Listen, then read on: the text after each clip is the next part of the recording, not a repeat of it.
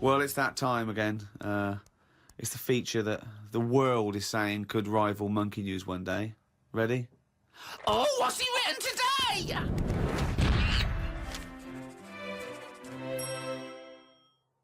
Well, Karl's diary. You didn't actually explain what it was. Sunday, got up. Sunny day, so went for a walk in the park. There was a bloke walking down the street who was whistling some kind of annoying tune. He seemed quite happy with himself. Do people only whistle when they're happy? I don't whistle very much. It's a good point. Whistling is so inane to me.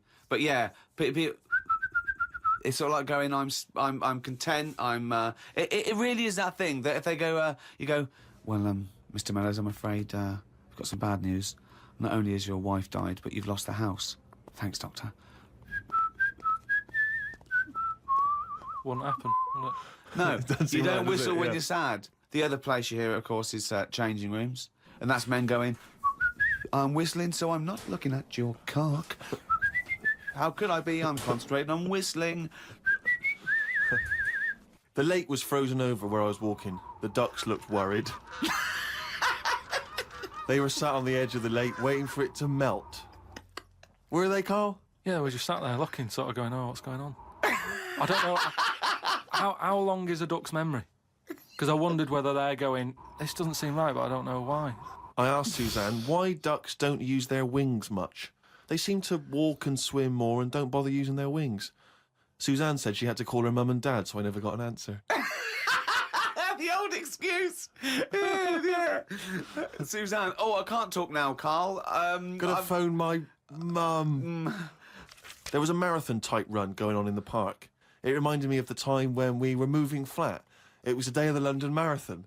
Me and Suzanne were walking down the middle of the road, taking some stuff to our new flat. I was carrying a lamp and a kitchen bin. People were clapping me, thinking I was doing some kind of fun run.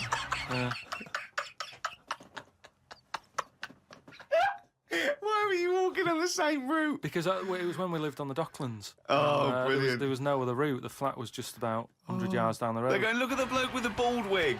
He's carrying a lamp and a bin. Took a bag of old clothes to Oxfam. It was just old T-shirts and a couple of jumpers with holes in it. I don't think anyone will buy them, but the Oxfam is closer to the flat than the wheelie bin is. On the tube on the way back home, saw an advert for a book about a woman who works in a funeral home. She went into work one day, she goes to work on a body, she takes the sheet off of one of the bodies, and it looks exactly like her. This is called a doppelganger. What's a doppelganger to you? It's the thing I read about him ages ago where someone was walking down the street. Yeah, and he sees someone who looked a bit like him. And no, this was weirder than that. Go on. He remembers, like, going down that street as a kid on his bike, whistling. Yeah. And then he's walking down the street, going to get some milk or whatever from the shop. Little bike comes whizzing past. He hears the whistling, he goes, that's weird. Looks at it, it was him when he was a kid. So it's like a time... Shit. What do you mean it was him as a kid? This is like a different form of doppelganger.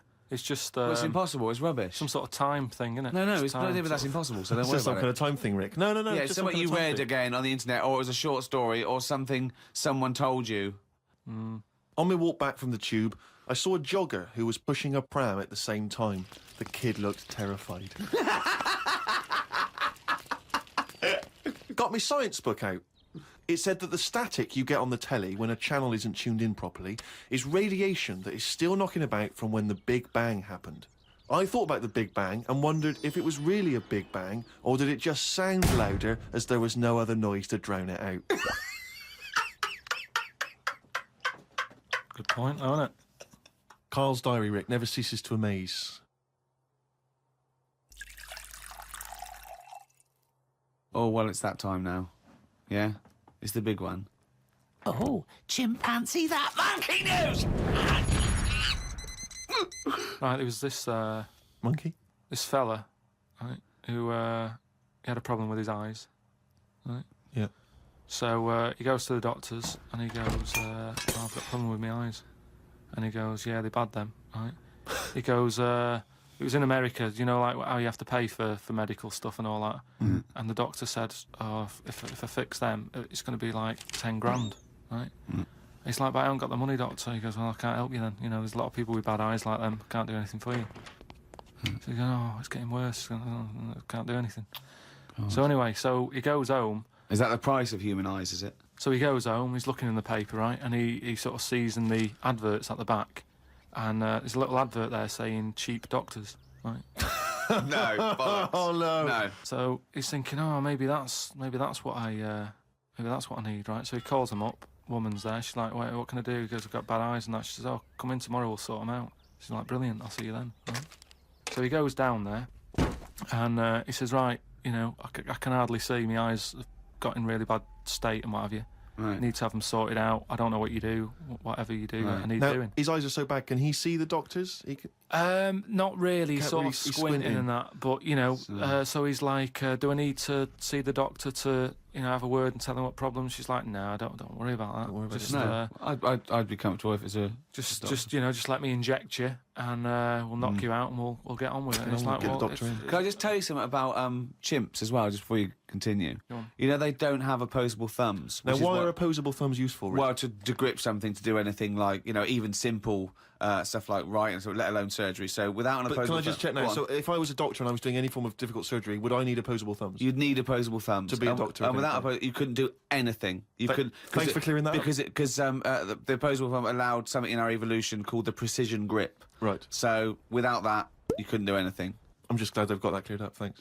So anyway, so he's had the injection, he's nodding off and what have you, right? His eyes are sort of closing and that. He hears the door open, he sort of just sees this little fella coming in, he's like, hello, doctor. He's trying to, like, make a chat with it. Sure. But, like, he's just It? nodding off.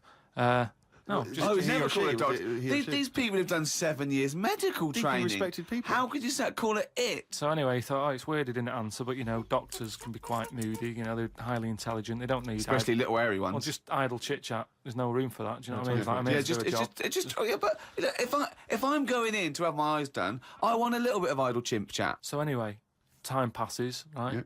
He sort of wakes up and he opens his eyes, right? And it's brilliant. He can't believe it. Eyes are perfect? He's had the op. He can't believe the sight. He's like, nurse, right? And the nurse comes in because I can't believe it. This is brilliant. I've never had this such good sight. Do you know what I mean? Even when I was a baby, Yeah. and my eyes were new, Yeah. I didn't see this good. Great. So she's like, well, you know, that's You realise the nurse is a panda. that's what we do, right? So he said, right, so can I just see the doctor and just say thanks and that? She's like, well, to be honest, you know, he's specialised in what he does. There's a lot of What work. a load of bollocks this is getting. Please. Where did you get this from? No, come on, let's hear the end of the news. There's a lot of like operations he's got to do. Yeah. So you know, leave him to it. He's just having a kip. You know, I'll let him know that you were grateful. You know, pay us a check. Off you go. Go and enjoy looking at stuff. Yeah. So he said, no, I just what's wrong with that? I just want to see that. She's No, like, that's no, fine. leave it. Just leave. Yeah, exactly. Leave it. If And he says he's pay like, the yeah, check. but I can't. You know, I want to thank him. So he's done such a good thing for me. So they're getting into a bit of an argument and what have you, and the voices are raising, right? Door I'm opens. going to wake the doctor up. Well, that's what they did. They woke it up, right? They so, woke it up. It. So the door opens, right? Little monkey comes out, and he's like, "What's going on here? It's a hospital. Why is a monkey knocking about?" Yeah. So the woman said, "Well, what do you mean? He's the doctor." Right? So he's like, "You are having a laugh, aren't you?" She goes, "Look, don't complain. Your eyes are sorted. Yeah. You know, the doctor's done it. What's the problem?" He said, "Well, if I'd have known that, I wouldn't have come here." She said, "Well, what do you mean you didn't know that?" She said, "The advert in the paper you read, it's like chimp doctors." That is the biggest load of shit I've ever heard. That really is the worst. What? And because his eyes were so bad, he thought it said cheap doctors. He saw the advert and it said chimp doctors, but because his eyes were bad, he just saw it. What as, journal is this in? it was years ago because it sort of says how the monkey sort of carried on working for a few years. He couldn't do anything Then about just it. He had to retired to leave play it. golf. It's absolute bollocks. It's There's no way. I mean, it's not even worth talking about. It's the most ridiculous thing I've ever heard. It's the most ridiculous monkey news you've ever heard, and that's saying something. Chimp doctors, cheap. It's easy mistake. And there was also a fella in the week who said that women shouldn't be wearing trousers Why? because they don't look good in them. Right, and who was this man, and from what era did he- French fella. Last week, Did he mean walk around naked? he just said women should wear skirts rather than trousers because no women looks good in a pair of pants. Right. How old was he? It was probably about 67. Uh-huh. About that, 67, 68. Yeah, yeah. Wasn't happy with that. What do you think? What do you think about that? It's rubbish. Yeah. These are the only things that have caught your eye over the last couple of weeks. This is the entire news. Galileo did something with light. A French fella said women shouldn't wear trousers. See, that to me wouldn't pass as education. It's not education. I don't know where you could ever use that. I don't know when that would ever be applicable to life. I just like reading stuff that sort of reminds me of. Do you know what I mean? If I read it and it gets me thinking, I think that's a good little piece. But I mean, but surely can't you just sort of like sit near something that vibrates to keep your brain going, or shake your head every now and again? I mean, what does this do? You mean it makes you start using your brain? But what aspect of a Frenchman said women shouldn't wear trousers got your mind working? What questions were you Because asking? I thought that's a bit daft, isn't it? Right? Yeah. Okay, I it was ends there thinking- with me. There's nothing else.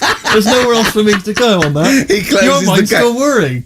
Yeah, go on. What did you think? Let's go through this. Oh, I wish we could download his I know, thoughts. I know. Just watch it. Yeah. Wouldn't it be great, like a DVD? And like a cartoon. Imagine that extra footage on the Office DVD. Yeah, Carl's brain. That would be With a commentary. amazing. Oh, with What I the mean is- commentary. Go on. Women wearing trousers and that, right? On the estate that I grew up in, Yeah. on right? There was a woman about 4 houses down, right? Right. Rough. She's the She one was, who... or the estate. She was, right? Yeah. She's the one whose kid took a horse into her house. Yes. Right. Right. Now, we won't go over that again. No. If you're a new listener, I think we covered... I think they get That's the all you idea, need to don't know. they? Right. Yeah. Now, she used to wear leggings. Yeah. Now, they're a bad idea. They are a terrible idea. I agree with you there, Carl. If you're a lady of What the colour? normo persuasion... Were they pink? No, they were sort of black, but with all bits on them. Oh, right. You know what I mean? What, Yeah. toast and Just horse bits. droppings? Yeah, go on, yeah. And she used to... she's quite a big woman. Sure. Pauline Quirk, I think Yeah, we well, described her as. Looked like a light bulb when It she was is those bending kind of over in women that are leggings. attracted to leggings. Yeah, I know, yeah. They are drawn to them like a moth. Yeah. She yeah. used to wear them, and that's what I remember when I read this piece. And she used to work on one of those sex line things. Right. Right, she used to do that. But What was she, an engineer? the weird thing with her was, she had big eyelids Right. Go on. that were too big, and this is what I was thinking. What right? do you mean she had big eyelids? How big do eyelids have to be for you to go, they're big eyelids? What was she shoplifting with them? Would she come out of Dixon's with, like, radio stored in them? What do you mean she had No, big eyelids? It was another one of them popular things around our way. Do you know? Like What do you mean popular things? They didn't people go, have they go, oh, I'll tell you what, they're all the rage. Can I get some big eyelids, please? No. It was just like one of them things that people suffered with. Just big eyelids. They could hardly open their eyes. What do you mean? What do you mean?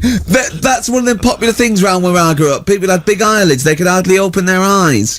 What does that mean? What sort of freak town were you born in? You had webbed feet people with big heads, you got women with big eyelids. What does big eyelids mean? Are you confusing her with the horse? Yeah. Did she have hooves? Look, what? Just too much skin. It was like the neck of a chicken, but on the eyes. What's your point? Anyway, so there's this big eyelidded woman with the leggings. And that's what I'm saying to you, though. That's when I read that story with people with trousers. Yeah. I went from that. Yeah. To into a that. woman who used to have big eyelids. I still don't know the point. But then, and also the other bloke who had the eyelid problem was a mate of mine. Right. His dad had it, and same problem, massive eyelids. I don't know what that means. I don't know what that means. I used to say to my mum, I'm going round to Dave's house, Yeah. and Or Drew say, Pig, as you call him. that's all right, but make sure his dad doesn't take you out in the car because he could hardly see. He had to have his head. He had to tilt his head back to keep his eyelids Make open. sure! Did he have a couple of matches with him at all times? Oh. What a load of gobbledygook. I know, In it's- fact, this began as educating Ricky. I know, So it's what, like he was people thinking, with eyelids. But it's like you're supposed to make that leap as well. If Yeah. I mentioned the trousers, Ricky will probably be thinking about people with big eyelids and women wearing leggings. Play a record, Carl. Got nonsense. Adverts. No. Oh, all right.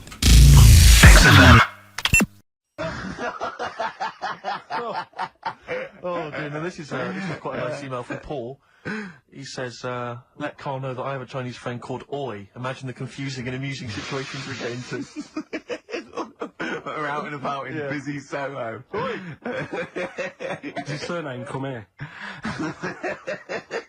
Lightning Wick from Karl. Wait till you're 30. Yeah, I know. Brilliant. Is that good? People love the webcam. I don't know what they're interested in, because all they get is a picture of Karl's big head. It's not a big, it's just round. Yeah. Oh. Get it right. Yeah. And we've still got Karl to take off my sock for 20 quid, okay? Let's do it now, let's just get it over with and do it now. Come on, Karl, let's get our cash out then, Nick. There's £10 right there. No, you don't owe him, because he owes you 10, so I just have to pay him 10. Okay. Yeah. So, go on then, just take... Not whilst co-player here. So they've had to shoot off. My suspicion is that, like the cow story, the worm story is not true. But And why would he get so sort of uppity about it? Well, Because it's not true. imagine if that wasn't the first time he'd done it. Imagine if he did that every single time he was with somebody for the first time and Robin was just met them. He will tell that story to anyone. But they do say there's no smoke without fire. Oh, Robin! I also told him... That's a fable. I also told him... I mean, one of the other contestants on the Fat Club, Celebrity Fat Club, is another one is Jono Coleman. Oh, we love Jono. Now, Jono, I don't know, you know Jono, he's that guy who does, he used to be on TV, and I think he does a breakfast show on a rival station, doesn't he? He's happy, isn't he? He's so true, and he's a really nice bloke, Jono, It's but... funny because he does a breakfast show on Heart, which is wrecking his own. There's a bit of irony. I love Karl. Thanks, Karl. Do you know what I mean? Yeah, I love you. I can see where you're coming from. Yeah, that's good. I don't blame him, because, I mean, there is some cracking stuff on cable TV. There's some great stuff. But I was flipping through the other day, and on digital TV, you can see what other shows are on while you're watching something. I was flipping through, and there was one, and it was called... Now, when are you ever in the mood to watch a TV show called I Survived a 200-pound tumour? When was that on? Because... No, it's They're two people. They're two people. Conjoined twins. Yeah. Right, so these... they just happen to have a similar taste in clothes. Okay. Anyway, so they were doing all right, and it all went wrong when he crossed the road, got run over. The lad with two heads got run over. That's it. What? How is that Cheeky Freak of the Week? Just because it got my interest, and I kind of thought, why didn't he just look both ways?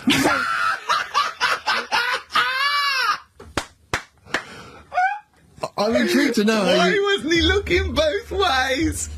I'm intrigued to know how you get run over. And what was it, 1629? Yeah. Well, it's horses and that, wasn't it? Yeah. Oh. If you could be tall or short, which would you rather be? You know, put yourself in my shoes, perhaps. Unfair. No, I know, he's out now, isn't he? He's out. Did he walk out? I think so, I think that's it, from what I can... No, I think next week they kick him out, because I read something about, they get rid of him next week because of his attitude. And first time I read it, I thought he'd actually ate someone's hat. but it was... You lost me. Got rid of him because of the attitude. Oh, Everything you think of now is puns. You can't get puns out of your head, can you? Oh, Karl, you're great. Look at his little face. He's so good. That How is long have you been good. working on that? You've got to give him that. That was a real joke. Look at his face. He knew it was funny. It was meant to be funny. He said it to be funny, and it was. Well done. Well done. I'm just interested. I just want to dissect it because it was brilliant, and I'm wondering how long have you been working on it? About 2 weeks. Yeah. Well, it's good stuff. It was worth the wait. This is more frothy. Liz Hurley lying low, apparently, at Elton John's house to try and avoid the press now that she's had a child. That's a good place to go to avoid the press. Exactly. Yeah, yeah, Elton John's house, yeah. Everyone seems to be friends with Elton John. Yeah, Every celebrity's when friends he with... pop into Elton John's house, what is he running some sort Well, of... it was like when Robbie Williams was a drunkard and a drug addict, he went to Elton John's. Yeah, aid, and who's the Elton other fellow helped that him. went there as well? What's someone to recuperate and shoulder to cry on? Is he giving out false passports? But I and, don't know like, if people have seen his moustaches? history. He's not the man of, you know, I mean, I know he's cleaned himself up now, but, you know, maybe that's it. Maybe he's got this kind of insight into how to deal with celebrity. Yeah. What do you think, I think it's just genuine mates with him. I think he's suppose just like so. a friendly I bloke. think she's been doing too much lying low in the first place. That's part of the problem, isn't it? High five, Karl. That was a genuine joke from Karl there. And he's so proud of himself. Look at his little face. Too much lying low. Oh. You realise that wasn't Dixon's policy then. Exactly. They don't At usually that shout moment- you tosser as you leave the shop and walk down Camden High Street. They're not usually shouting you tosser. You should have took the offer of like the monthly payments they've got on at the moment. So, And it was a dark time. Well, it was for me because I work nights. Yeah. But you can just tweak it, like the fella who has done the pegs on the face, right? Yeah. His name's Gary Stretch Turner, right? Right. So you're sort of cheating already if he's got a stretchy head, right? but You are, right, you are one of the most stupid humans I've ever met. well, get me in the book. Yeah? Right, well, names of the bands. Names of the bands. Nile. Go on. right. That's one of the bigger ones. What else is there? There's a woman who's had a breast in show for 150 grand. Right. Okay. Okay, Any it's more what? information there? What? Third party fire and theft? Don't know. It had a picture of her with them, like, you know, out. I just thought, yeah, he should get them covered.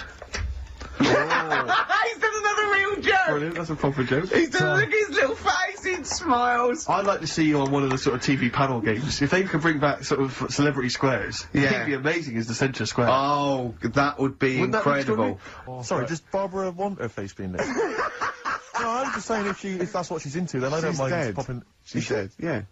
So, Isn't she? Isn't she? I don't think she Just is. be careful, because you can't libel the dead, so I want to make sure she's dead before we start saying horrendous things. But I don't know. I don't think she is dead. I'm almost certain she's not. I don't think so. No, she's not. Phone, is Barbara Carlton dead? 08700 800 1234. I'll have to get Chris in. So listen, right? Yeah. Yeah, and I reckon on the day before, I'd do a lot of things in my left arm. Give it like a big day out. Juggle. Get it to do lots of things. Yeah. Yeah. Do something. I mean, if everyone followed this example in the world and put the left arm in the air permanently, we wouldn't really get very far, would we? Oh, it'd be a nightmare for cab drivers. You'd be flagging them down. There's loads of questions coming for you, Karl. Karl Pilkington. It was like, don't walk through a river that's full of snakes because Good work, good advice. they if you've got a kid in the car or in the house, turn your radio down if you don't want them to hear stuff like this. But yeah, they go for your tackle. Why? I don't know, they just do. They think it's another little snake. Maybe. With swollen With cheeks. earrings. With earrings, yeah.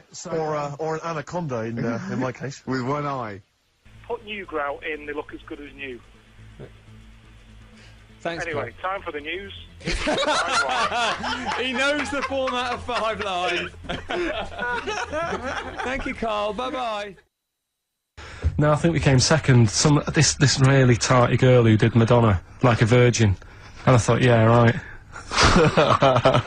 Like you are. She was a right ropey little woman. But So great.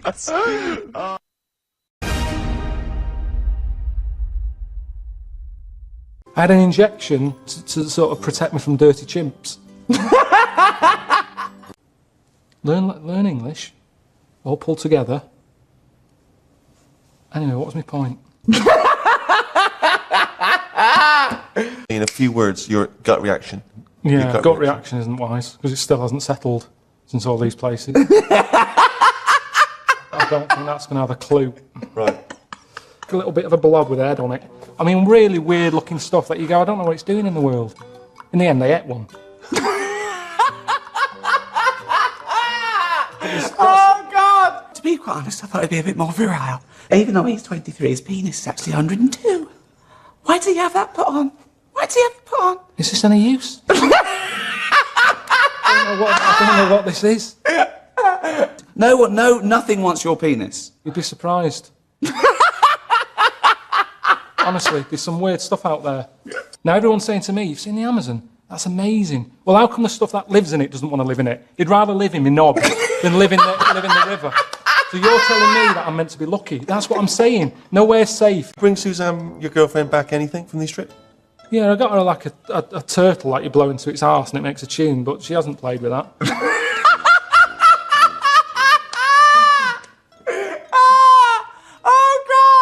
They make everything weird. That's what I'm worried about. Expand on this, I don't understand what you mean. Everything. Chicken. Why is it orange in Chinatown? Just the slightest thing. The chicken is orange. I'll just give Suzanne some No, flowers. because she'd be going, oh, aye, what's been going on? If I built her that, she'd be going, what's been going on?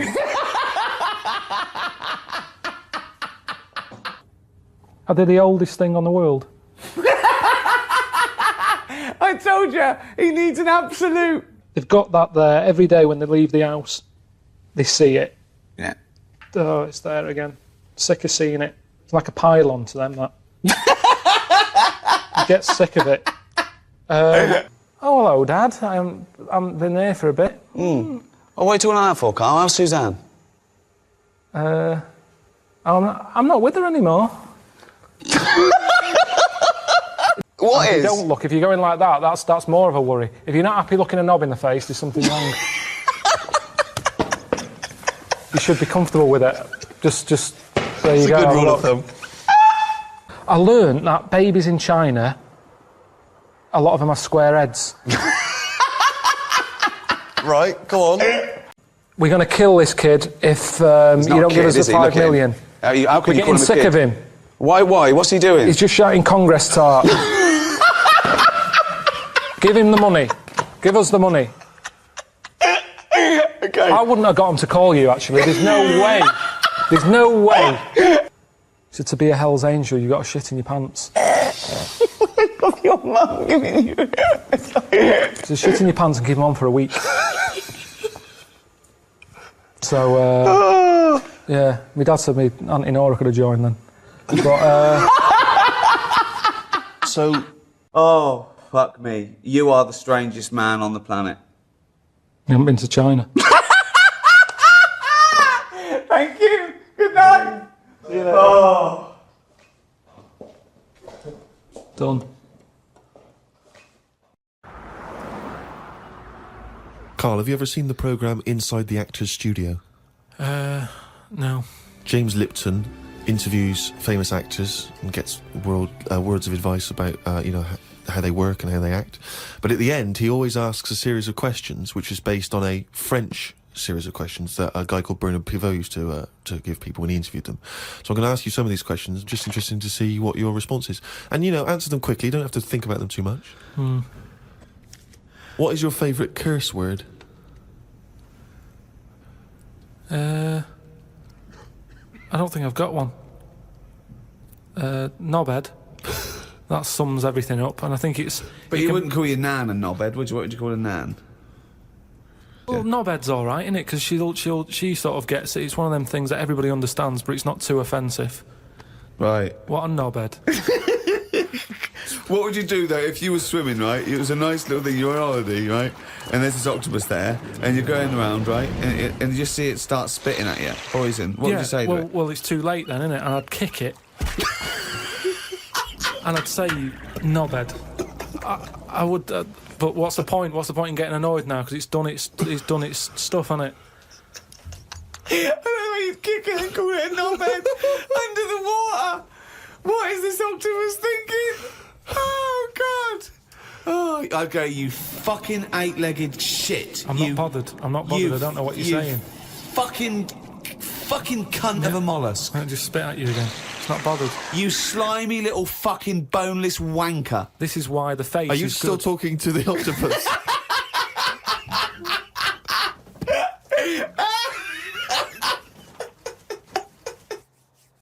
A mate sent me a story on email about a bloke in China who has this weird illness that means he can't have his picture taken. That's not the weird bit. If he tries, his body doesn't appear in the photo. Don't talk shit. He has had group pictures taken and everyone appeared apart from him. Don't talk shit. The That's story bollocks. had a picture next to it of a family photo and it said he was stood at the back, but you couldn't see him. Right, he wasn't in the picture. He was in the picture. No, he wasn't in the picture. I've done loads of tests and stuff. No, on him. I haven't done loads of tests. This is bollocks. There's no way this is scientifically possible. What's his want? Yeah, now he's wanted. Just a white bit of paper up on the police wall. Have you seen this man? What man? If you see him, tell us. You're talking shit.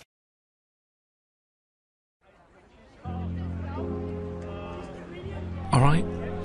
This is Speaker's Corner in London, where every Sunday people can just turn up, stand on a box, and sort of, shout out what's on their mind. Go, women! Back to the kitchen! Now! The bloke you're about to see, that's him there. He's called Howard, and he normally comes here to spread the word about how he's going to live forever. I'm not there to convince them that I'm right.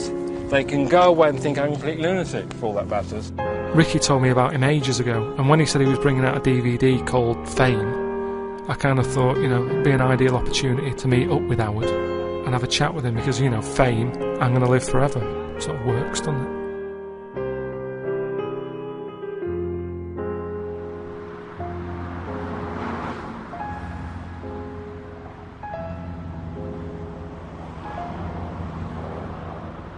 I met up with Howard at a park near his house one morning just before he was going off to Speaker's Corner. He started off by telling me how it all came about. Over a period of 16 years, from 1970 to 86, I discovered a process to stop the physical ageing process of the body.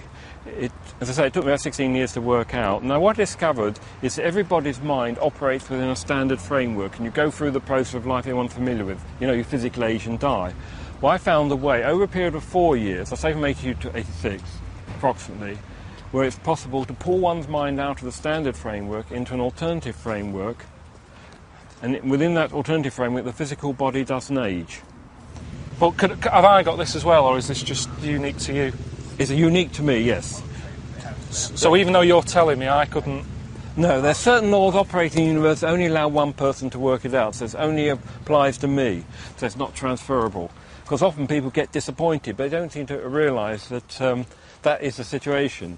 Well, do they feel like you're just showing off then? Because in a way it's kind of like, look what I've got. Yeah, that's true, but I try to explain to them, if they can see it, that I'm not actually showing off. The position is that this is what my vocation is in life. And they say, and someone turns around and says, that's not fair. Well, let's look at it realistically. Is life fair? It isn't, is it? Not really. For everyone. No, not for everyone. It's not really fair. That's the situation. I can't alter the laws of the universe. So it's not my fault. He's not blaming me. Would that annoy you if there was someone? If I said, Howard, the reason I'm seeing you is because I've got the same thing? You know, as far as I'm concerned, it's not possible. As I said, certain laws operating in the universe only allow one person to work it out. Of course, someone's going to ask me... But who's made that rule? Yeah, well, that's it. Well, that's where it stops. It's difficult to go into that. So, it's difficult to explain that. The other thing is, if there was another one, people would sort of try and pair you off, wouldn't they? They'd say, oh, you can live together forever. But that wouldn't be the best thing, would it? Because you'd be sick of each other. You'll soon find that this thing is totally ignored. I mean, after you have the initial conversation, one doesn't normally discuss it again. It's just one of those things. So you don't bring it up in other bits when it comes to like insurance and stuff like that? Oh no, forget about all that. You just leave it because it's just too complicated? No, there's no point in mentioning it. That'd be what I call inappropriate. But you are happy with it, you're not? Yeah, I've adjusted. In life you have to adjust to things, don't you? Whatever happens, you never know what's going to happen. I mean, one hope it doesn't happen to you, but you could one day have an accident, or you lose an arm. Well, it's terrible to start off with, but after a while you have to adjust, because some people in a situation like that might get very bitter for the rest of their life. Yeah. So it's understandable, though, isn't it? Yeah, it's understandable if they do. That's not a very good analogy there. But what about you? You know, you sort of living forever, though. You could still lose an arm or a leg, couldn't you? Well, no. I'm protected by the spirit world. That sort of situation won't occur. What? No harm at all?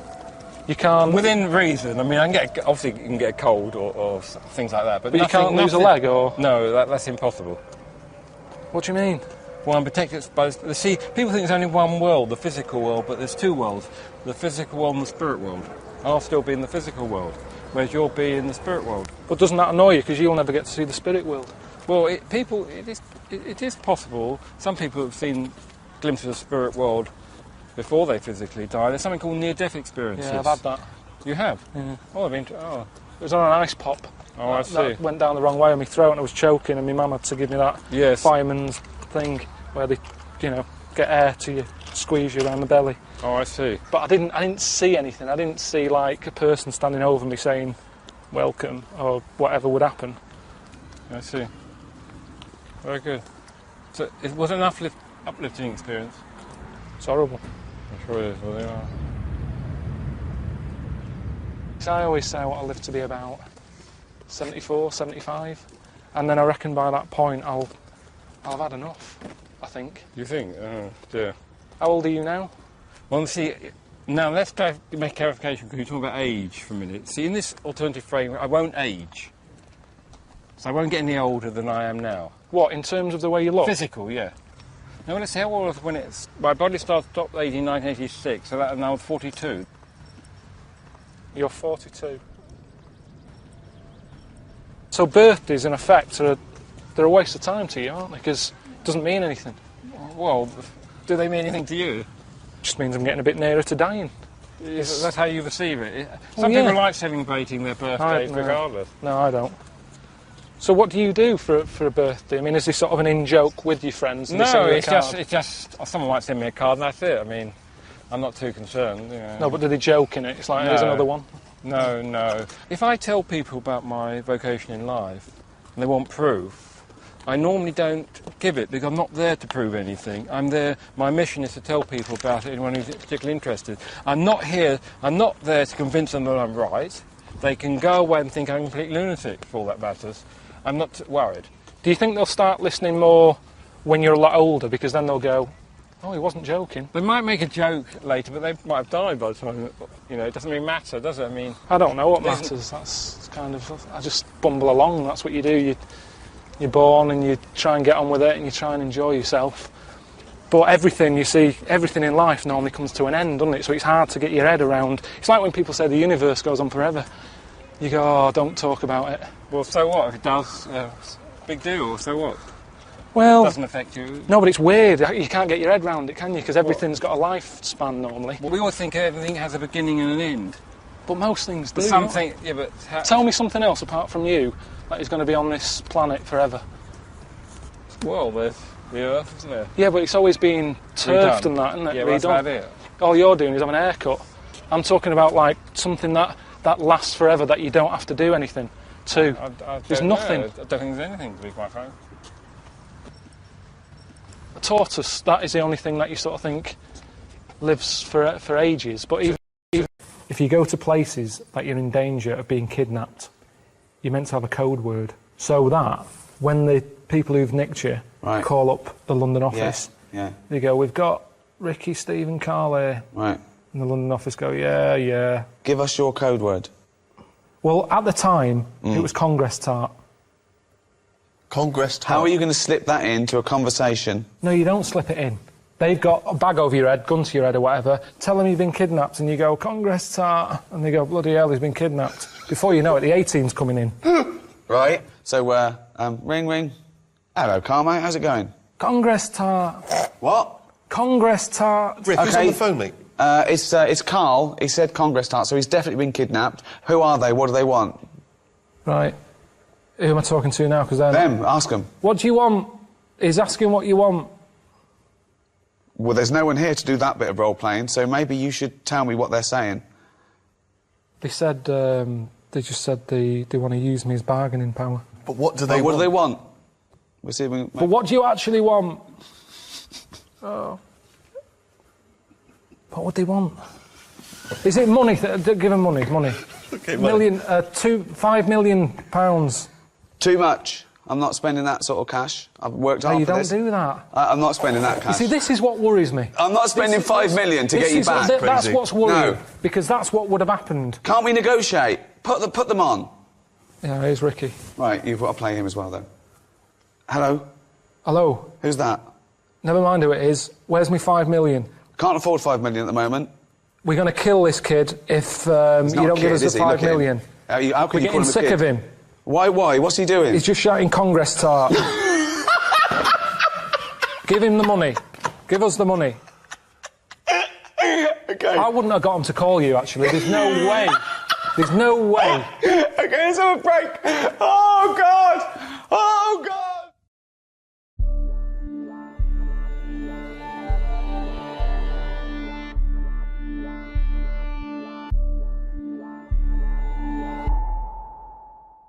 Ricky gave me my first break in the business by hiring me as his assistant when he worked on a radio station called XFM.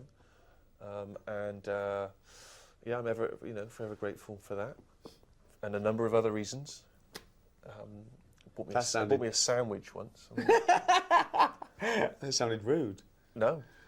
Like one of those stars who go, yeah, you gave my first break. Yeah. I had to do some things on the casting couch. Yeah, so that was how I got started. 23 was. Was I? What was I? 36 or something, wasn't I?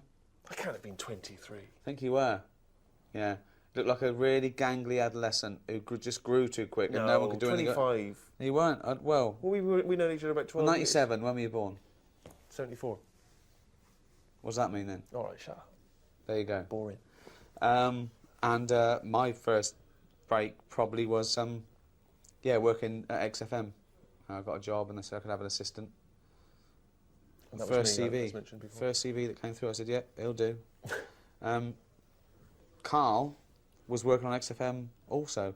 We worked together on XFM, then we went and did The Office. We came back as conquering heroes. We were big shots. I used to run the desk, too big for that now. They gave us a little minion who worked there. Then he opened his mouth and I realised that he was funnier than anyone I'd ever met before, without even knowing it himself. So, But you've been quietly squirreling away in the background for years, haven't you? I've just always got work by knowing people.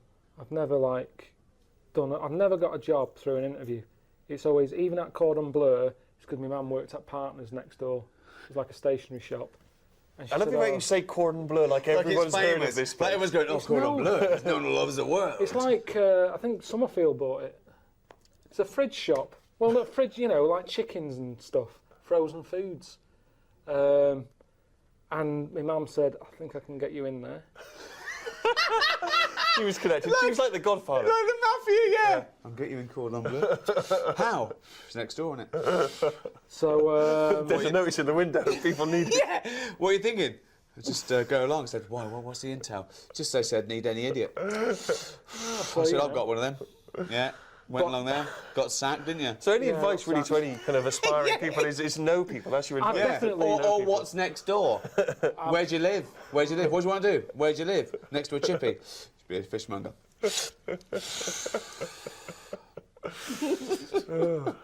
There you are. Good advice. Growing up, I probably watched sort of bad American shows. I watched all those things like Policewoman and all the cop shows. They weren't bad, actually. Thinking about it, they were quite good. Some of them were really good, like Kojak and Rockford Files, that were great. But I suppose my mecca was American TV and all the American comedies from Laurel and Hardy, Woody Allen, Cheers and Taxi and all those things. So those were my biggest influence. American comedy and drama, probably. My first love was actually probably science and nature programmes. I just love, when I've got BBC Two, I couldn't believe my luck.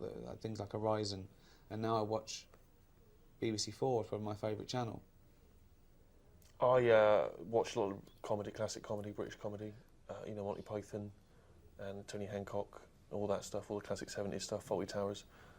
John Cleese grew up in Weston-super-Mare, very near Bristol. He was tall. I thought, there you are, I've got all those things. But then later, I became very hooked on American TV later, when I got older. Never saw Policewoman, though. Sounds good. Angie Dickinson. It was a woman who worked for the police. That was it? That was the conceit. That was the hook. You had to have a hook. Yeah. All bloke sucks lollies. Bloke with one eye, thinks he doesn't know what he's doing. He does. Fellow on a horse, that was MacLeod. Ironside, he can't walk. Right, so they had to have a thing. Yeah. Yeah. That's what it taught me. People think he's an idiot. Yeah. He's got a perfectly round head. He doesn't know anything. What did you used to watch growing up? I've never been a fan of telly. I'm still not. I don't watch it much. Honestly, the telly at home, it's about that big. I don't know what that is. But it's dead small. I was thinking about getting a bigger one. Now I've made a few quid. It's like, I don't want to. Just edit that, and it cuts to him going, I'm thinking about getting a bigger one. Now I've got a few quid. Be a brilliant clip. It was stuff like flambards. What's that? It's like... I was thinking of flumps. What's that? No, That's that it was about period and stuff. comedy, innit? It wasn't a comedy, it was drama. I didn't even like it. What was it? No, it was a drama, I suppose, but my mum watched it, and I used to sit and watch that with her, but it was more the occasion of she'd always make a big plate of toast and a big pot of tea, and I liked that. So and your I've got favourite Flambard's is on tonight. Favourite TV show was Tea and Toast, really? Yeah, it was. Yeah, it Yeah. was about the thing. Yeah, It was, that's kind of what What's your favourite tells TV show? Sofa. Night Off. What's your favourite TV show? Night Off. So Dallas as well. We had toast that night when that was on. Then Dynasty came out. It was like more toast. You're It was just toast. I like toast. Where did you start eating crumpets? What show sort of made you think of the crumpets? I didn't. I started off on pikelets. Yeah, which is It's like a kid's version of a crumpet. It's like a flattened crumpet. You watch that with usually drama in it. Howard's Way. I got into The pikelet. that was Sunday night. Sort of crumpet. When would you have a cake? What sort of TV show would you have a cake? Didn't have cakes no, in our house when no I was way, younger. no way, No. no way. Swiss roll. Yeah.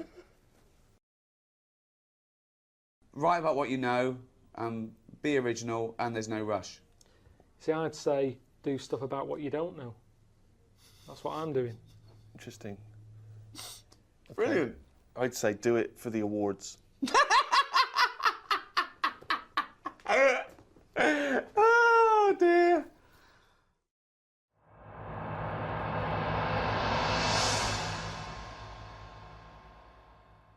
Picture on the when I was on the plane coming back from here, there was a picture of this new luxury hotel. It'll be, I think, $10,000 a night to stay there. It looked extraordinary. It was a hotel, and the best rooms were built under the water, under the sea. Wow. So it was the best hotel we've ever seen, but surrounded on all sides by glass, and out of it you could see the sea, the sharks, the fish. I don't think I'd like that. No. But that, again, that's just one of them hotels where it's over the top for over the top sake, isn't it? Like where they have 12-course meals. Well, just have 2, but make them bigger, rather than dragging it out and there's the first course. You know, a couple of snails. Yeah, it's just for me all that is. Don't eat a snail. Don't have one snail. Eat one big tortoise. If you want slow food, don't have loads of little snails. Here, there's a giant tortoise. Tuck into that. Feeds 10. But it's what you were saying before. When you start having to take a risk with food, like the fish that can kill you if you eat it, don't bother. There's apparently a delicacy in Japan, again, someone could verify this, where they eat a live little octopus. And it can stick to your throat because it's obviously fighting for its life. I mean, good. Again, you don't need to eat a live octopus. What are you thinking? How cruel is that? Well, how fresh do you need your food? It's not, do you know what I mean? But I always remember this story when I was a kid about some bloke who, bit sad, this story, but weird. He had throat cancer, right? And his doctor said, carry on with your life, right? It's not going to be that good, but just carry on, but don't eat meat. And he was like, oh, I love meat. He's like, yeah, but just don't, have your veg, plenty of vitamins and stuff, keep yourself strong, but don't be eating that anyway. He was fed up because he loved his meat, and his wife was feeling a bit sorry for him one day, and thought, I'm sick of him looking fed up and that, all he wants is some meat, for God's sake, give him some meat. So she goes to the butcher's, gets him a big piece of, like, steak and what have you. He can't believe it, he's like, oh, brilliant, cheers for that. Anyway, he's got the meat on his plate, just about to tuck in, and the cancer comes out from his throat. What? No, I know, it sounds really weird, but it's something that I was told about years ago when I was growing up. What are you talking about? It was just some bad illness, some cancer thing, and it was coming out waiting for the meat. It was sort of dying. Again, a lot of your medical knowledge is from the film Alien. So this guy with throat cancer, okay, as opposed to it being a disease of the cell, it was like a living. The alien. So it was the animal. It was the little animal cancer. That's why he wasn't allowed to eat meat. He wasn't allowed to eat meat. So it's sitting there. So it's actually sitting there and throat. Well, I'll tell you what I'd have done if I'd have had some cancer in my throat. I'd go, there you go, rid of that. What are you talking about? So what happened? He choked to death on this thing, and the wife was like, "Oh, I shouldn't have given him the meat after all." Just that's a bollocks story. It's all, there's loads of weird stuff like that. That happens in medical stuff. Well, the terrible thing is, if you got testicular cancer and you eat meat, your bollocks come out of your trousers, and they're all over the plate, and you have to be asked to leave the restaurant. The other thing that I was told when I was younger about medical stuff and that...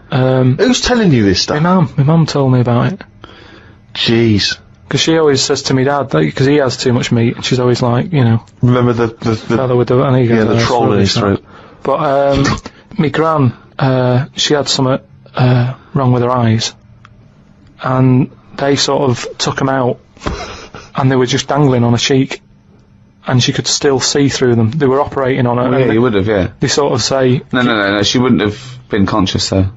No, they were then, because it's something to do with the eyes, and it's like... No, it's no good operating on eyes if your eyes are asleep. What do you mean, your eyes are asleep? It's like a heart, isn't it? You want to keep them awake. No, so what do you mean you want to keep them awake? What, heart surgery is blokes awake? Stop talking shit all your life. What I mean is they don't stop the heart. They sort of... They don't stop your heart because it kills you. Yeah, I know. So what I mean is it's like the eyes. They wanted to make sure they were working, so the only way to do it is keep her awake. No, it's not, because you don't know whether they're working or not. You can't see what she sees. What do you think? You can plug something in and see what people are thinking. It was something like that. No, it wasn't something like that. Well, she could see. She said it was really weird. How, like, you know, you can see... She could see her knees.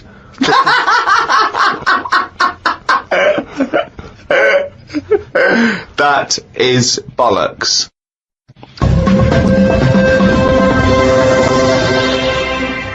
Oh, chimpanzee, that is only gone and written it down, the little...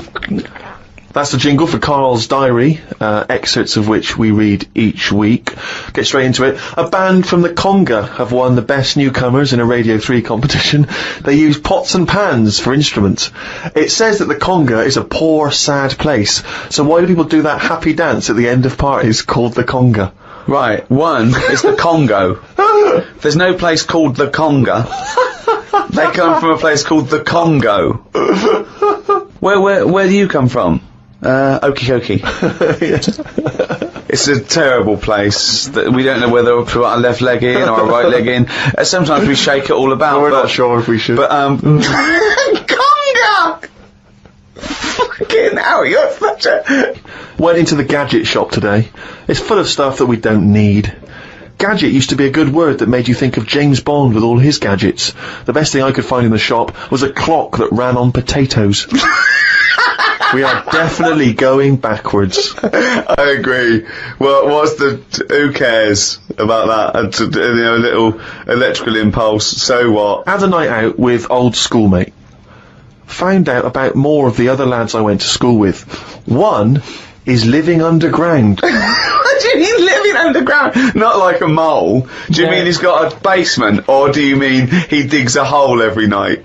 My mate went to visit him and he said it had been raining really heavily and that, and it's all the rain's running in. What do you mean he went to visit him? He went down here? What's that? That's an hole in the ground. Yeah, come in. He just said, oh, come round and see us, and he's living underground. What do you mean he's living underground? He wanted to be in the army but was turned away, and that's the closest thing you can sort of... How is that similar to Oh, that's exactly like the army, yeah, where they teach you trades and, you know, engineering and flying. He's happy down there. He said it was really muddy and what have you. He said he won't be going back to visit him. What's he got down there? Just stuff, just like a sleeping bag, a lamp. He's dug himself a subterranean cave. Near my old infant school, they knocked it down because it was like a wreck. You'd be in the class and you could lean on the wall. Yeah, and your hand would go through it and stuff. And they knocked it all down, and I think that's when he was at his most happy, this bloke. I believe this, though. I believe someone he went to school with now lives in a hole. That doesn't shock me. Whether the tales I've heard of horses in houses and big-headed kids with webbed hands and feet, you know, and him, I believe that someone he went to school with now lives in a hole. That isn't bizarre to me. You spent far too long with him, if that, now you're just happy to accept. I totally accept that. I'd be surprised if I walked round where he lived that there weren't more people living in holes. His dad wanted to throw his budgie on the fire. True. His budgie died, his dad said, let's throw it on the fire. I mean, his mum, what did your mum do when your budgie died? She just was worried about the other bird that was left, so she made it a bit of company by getting a rock, getting a feather off the dead budgie, sticking it on the rock, putting it in the cage. So, a man living in a hole is not that bizarre. Right, carry on. I read me Science magazine. Some things I learnt from the Science magazine. Number 1, space is running out of space. We should stay out of the sea because shark attacks are up. Yeah, probably 4 a year now. Well, he just says here, we should just stop going in the sea. There's no need for it. Exactly. Why is there no need for going in the sea? Just because there isn't now, is there? We've got loads of land. So just, you know, one or the other. We walked out of the sea. Now, this is what I mean about going backwards. Getting back in it again. We came from the sea originally. Now we're going back in it. Don't go in it. Unless you're in a boat. The rules, according to Karl Pilkington. The rules of Karl Pilkington. Oh, God. Did the podcast and then went for a walk round Manchester Square. Years ago, a woman lived round there who had a head like a pig. She was known as the Pig Woman of Manchester Square. That made me think if there were other pig-headed women knocking about London. Do you know what I mean? Why was she nicknamed that? Why not just the pig-headed woman? That suggests to me like there was loads of pig-headed women, and that's the one of Manchester Square. Right. Well, no, it was more to do with identifying her, not amongst other pig-headed women, but go, have you seen the pig woman of Manchester Square? I.e., go down there and see the pig woman, it's in Manchester Square. What happens if she's walked off from there, though, and you go, well, no, but I saw one on New Cavendish Street? No, well, same woman. She'll always come back if you rattle the feed. Watched a film about Hitler. Didn't watch all of it as it was subtitled. Can't be doing with that. Asked Suzanne if cinemas are full of deaf people when they're showing subtitled films. She said, shh, I'm trying to watch it. I said, what do you mean, shh? It's subtitled, I can make as much noise as I want. Yeah. She's a lucky, lucky woman. You must be a joy to watch a subtitled film. I mean, the concentration is up there already. I mean, it is hard to concentrate. It's not as easy as when you're hearing it, because, you know, you read things, but, you know, it's possible. If you had a buffoon going, I'm just going to sit here and make as much noise as I want, what's the point of that? Yeah. What is the point of that? I mean, it's possible, but why do that in a cinema? Just walk into a subtitled film and go, right, everybody, let's all do the conga. Well, yeah, or during ballet. You know, I mean, ballet, they're just dancing. You don't need to listen to the words, just have a conversation. We're having our bathroom done. The bathroom man was round at 9 this morning. We weren't allowed to use the shower because it all had to be bone dry before we could use his waterproof filler. Not that waterproof, then. Went for a brew with Ricky. We talked about monkeys and how they are closer to humans than they are to apes, and how bees will drink cider to get off their heads. Now and again there is a bee that lets the drinking get in the way of the work, and other bees sting it to death. Blimey. Yeah, well, there's bees. They love a drink, and they will drink pure alcohol. They drink 100%. They drink ethanol. You know, I don't know why. They love getting off it, and they fall down and they're drunk, right? A bee can take in the equivalent of 20 litres of wine, right? But some bees get addicted in the same sort of percentage as human addiction, like 10% of bees, they can't get enough of it. They take ethanol, they take cider apples and that, and then when they get back to the hive, they go in a bit pissed, and they've got guard bees, and they go, come on, we've all had a drink. Bouncers. Yeah. They sort of are, right? And they push them away, and they push them away again. Then the next time they go, right, I've had enough, and they give it a good hiding. And Karl couldn't get over this. I saw his face, but I knew that he was thinking of that bee with sort of like eyes rolling round his head, a little bit belligerent with his jacket on backwards. Yeah. You know, and the bouncer going, come on, son, we've all had enough. Let's move away, move away. You're not coming in, right? You're wearing trainers. Yeah, you know, you're wearing 3 pairs of trainers, and I'm sick of it. You know. But what I did find out, because I went home and went on the computer trying to find out about drunk bees knocking about. They're not actually meant to fly. It's only because they don't know. Fly.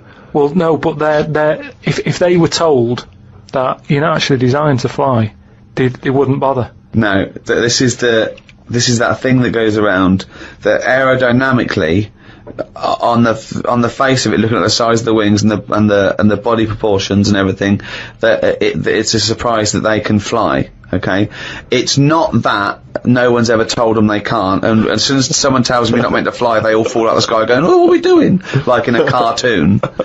No, but it's something about the confidence and that. At the moment, nobody's saying it's nothing to do with the confidence. There is no such thing as confidence in bees. A bee never loses his nerve. That's not why he drinks. Because what are you drinking for? I'm just not confident anymore. There's no point to turn to the bottle. I can't go up there again. You're an idiot.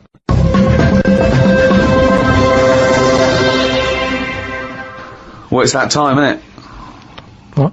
Rockbusters. Oh, yes, the time that no one looks forward to. Chimpanzee that, Rockbusters.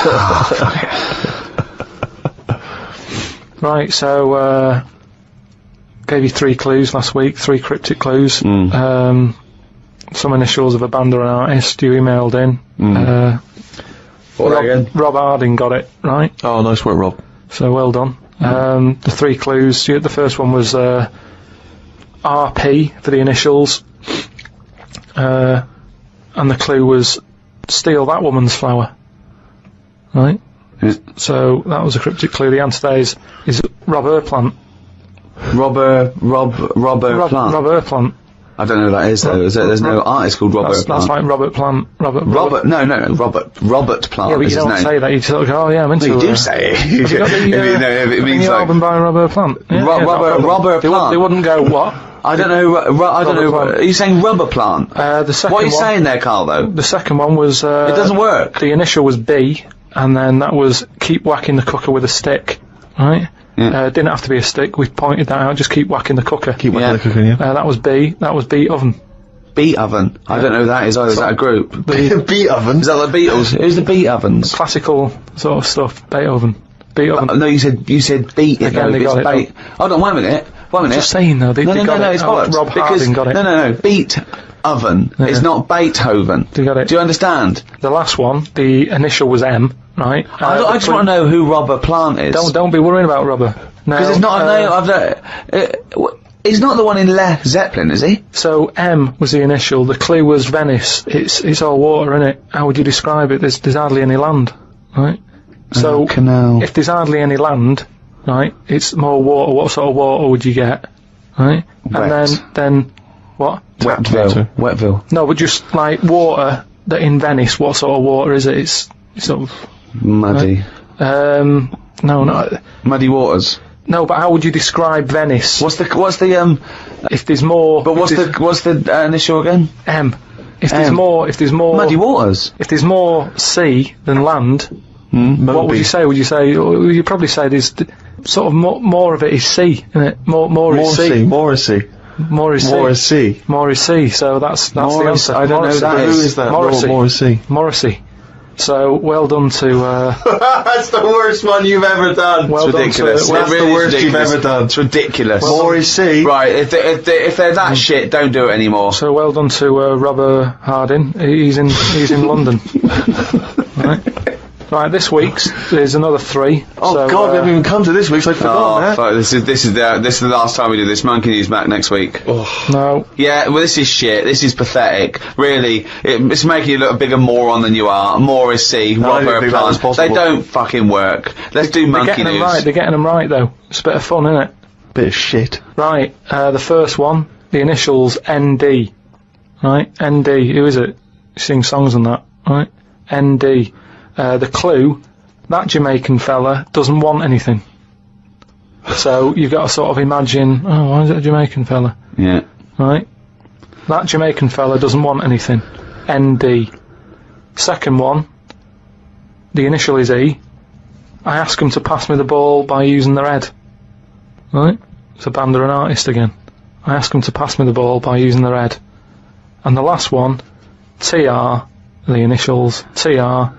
He's got the woolly ones, but I've got the ones that run and charge at you. What I forgot? What?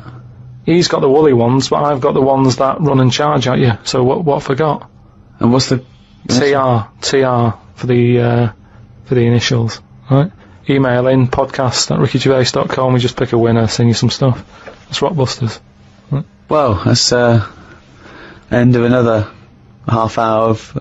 Could I just say this? Absolute drivel. Yeah, I mean, really more than ever. I mean, can I be honest with you now, Rick? I'm embarrassed to put my name to this week's show because of the amount of twaddle that has been spoken. It's my name on it, which is the embarrassing. But you know, let's take the village idiot that is Karl Pilkington. It's his fault because I realised not only has he got an head like an orange, he's got a fucking IQ of an orange. So it's goodbye from me. I'm not saying my name. Goodbye from Steve Merchant. Why are you mentioning my name? Don't mention my name. But mostly goodbye from Karl Pilkington. Mainly his fault.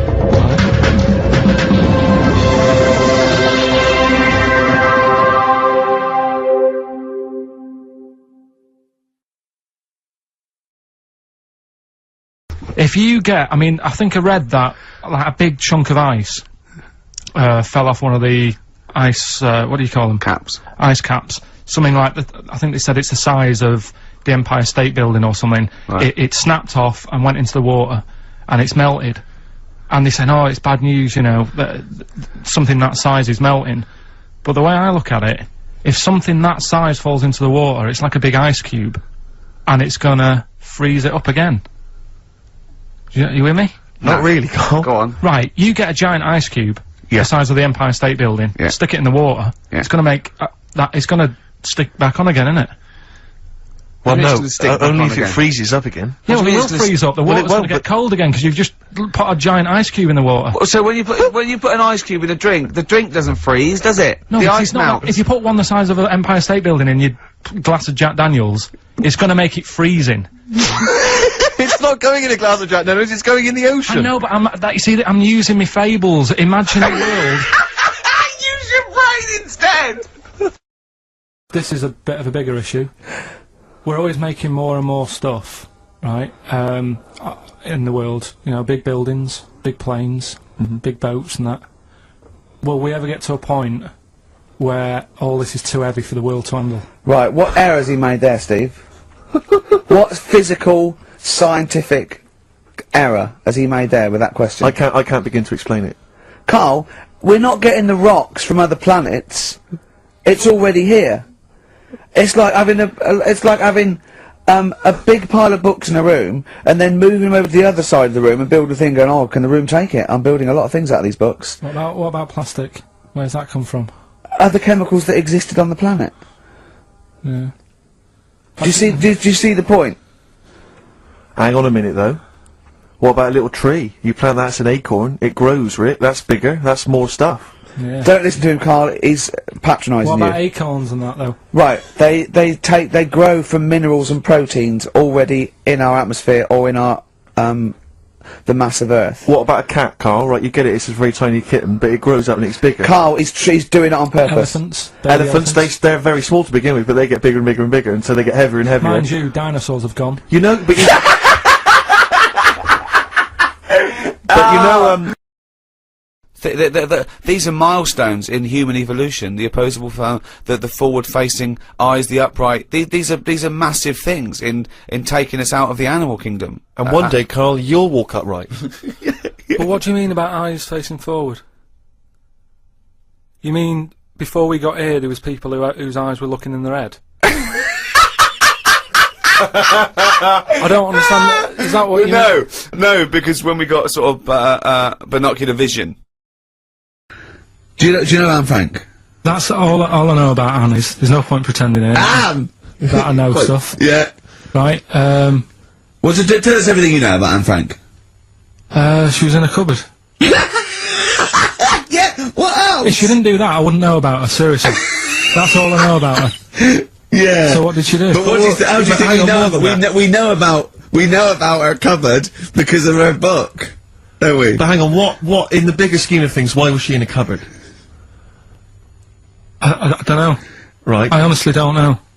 You don't know anything else about Anne Frank beyond the fact that, to quote you, she was in a cupboard. Well, what's she done then? You tell me. Why should I know more about her? Firstly, I don't think she was in a cupboard. She wasn't in a cupboard. She was in an attic. All right. Yeah. So what was she doing? She was hiding from the Nazis. She was hiding from the Nazis. But isn't that the first place they'd look? Sort of work from the top down. Oh, they weren't specifically looking for Anne Frank. They weren't going, where is she? Where's Frank? If she gets that book out, we are in the deep shit. We've got to stop the book. And then we went and had a look at the volcanoes and that. They've got 36 of them to look at. How many did you look at before you realised that pretty much, you've seen one volcano, you've seen them all? Probably about 6 or 7. Really? Yeah. And then when you got to the 8th, you thought, now I know what this is going to be, Suzanne. This is going to be like a mountain with a hole in the top. Yeah. Really? But it happened years ago as well. It's like, just keep a couple, fill the rest in, tidy it up. Fill the rest in! Yeah, no, well, getting some builders. No, seriously though. Okay, 4 million tons of concrete, please. They're an absolute death trap. Yeah, what? Yeah. What do you mean, fill them in? Do you know what a volcano is? Just a hole, isn't it? That's happened. Well, it's more than the hole. It's more a portal to the magma in the centre of the Earth. Back in 1730 it happened, and they still haven't sorted it out. Well, when you say it happened, volcanoes were made a lot longer ago than 1730. No, but the one that did Lanzarote. Right. Sort it out. What would you suggest? How can they fill it in? It's joined. It's all joined. No, but what I'm saying is, the big plates of the Earth are all joined. All the magma's joined. With the trade centre thing, that happened. They cleaned it up, sorted it out. They've moved on. That's what I'm saying. Whereas Lanzarote have just gone, leave it. It happened back in 1730. You misunderstand me. How, in the name of God, can you fill in a volcano? You ignorant twit. No, but it's not just the holes. They've actually left the lava everywhere. That's what I mean. It's not just the big holes. There's lava everywhere. But it's molten rock. They can't just pick it up like they're like a carpet. Put it in the holes. The holes are there ready. Just push it all in. That's what I'm saying. You know, like the monkeys peeling potatoes. Right. That's never happened. They go and put nuts in the salt water to salt the nut. Whatever. How does that get to peeling potatoes? Because in your head, they were working in a canteen. Making chips. Yeah, definitely, yeah. It doesn't matter what the food is. I'm just saying how they know how to sort of prepare I that love food. the fact that you don't care what the fact is. When you're discussing facts, that's all that matters. Otherwise, on Mastermind, they just go, who wrote Much Ado About Nothing? Dickens? Yeah, close enough, whatever, someone did. The fact is what matters. Yeah, but with that question, that's got a straightforward answer. What I'm telling you is the way that animals work. If it's a potato or a nut, it's a foodage.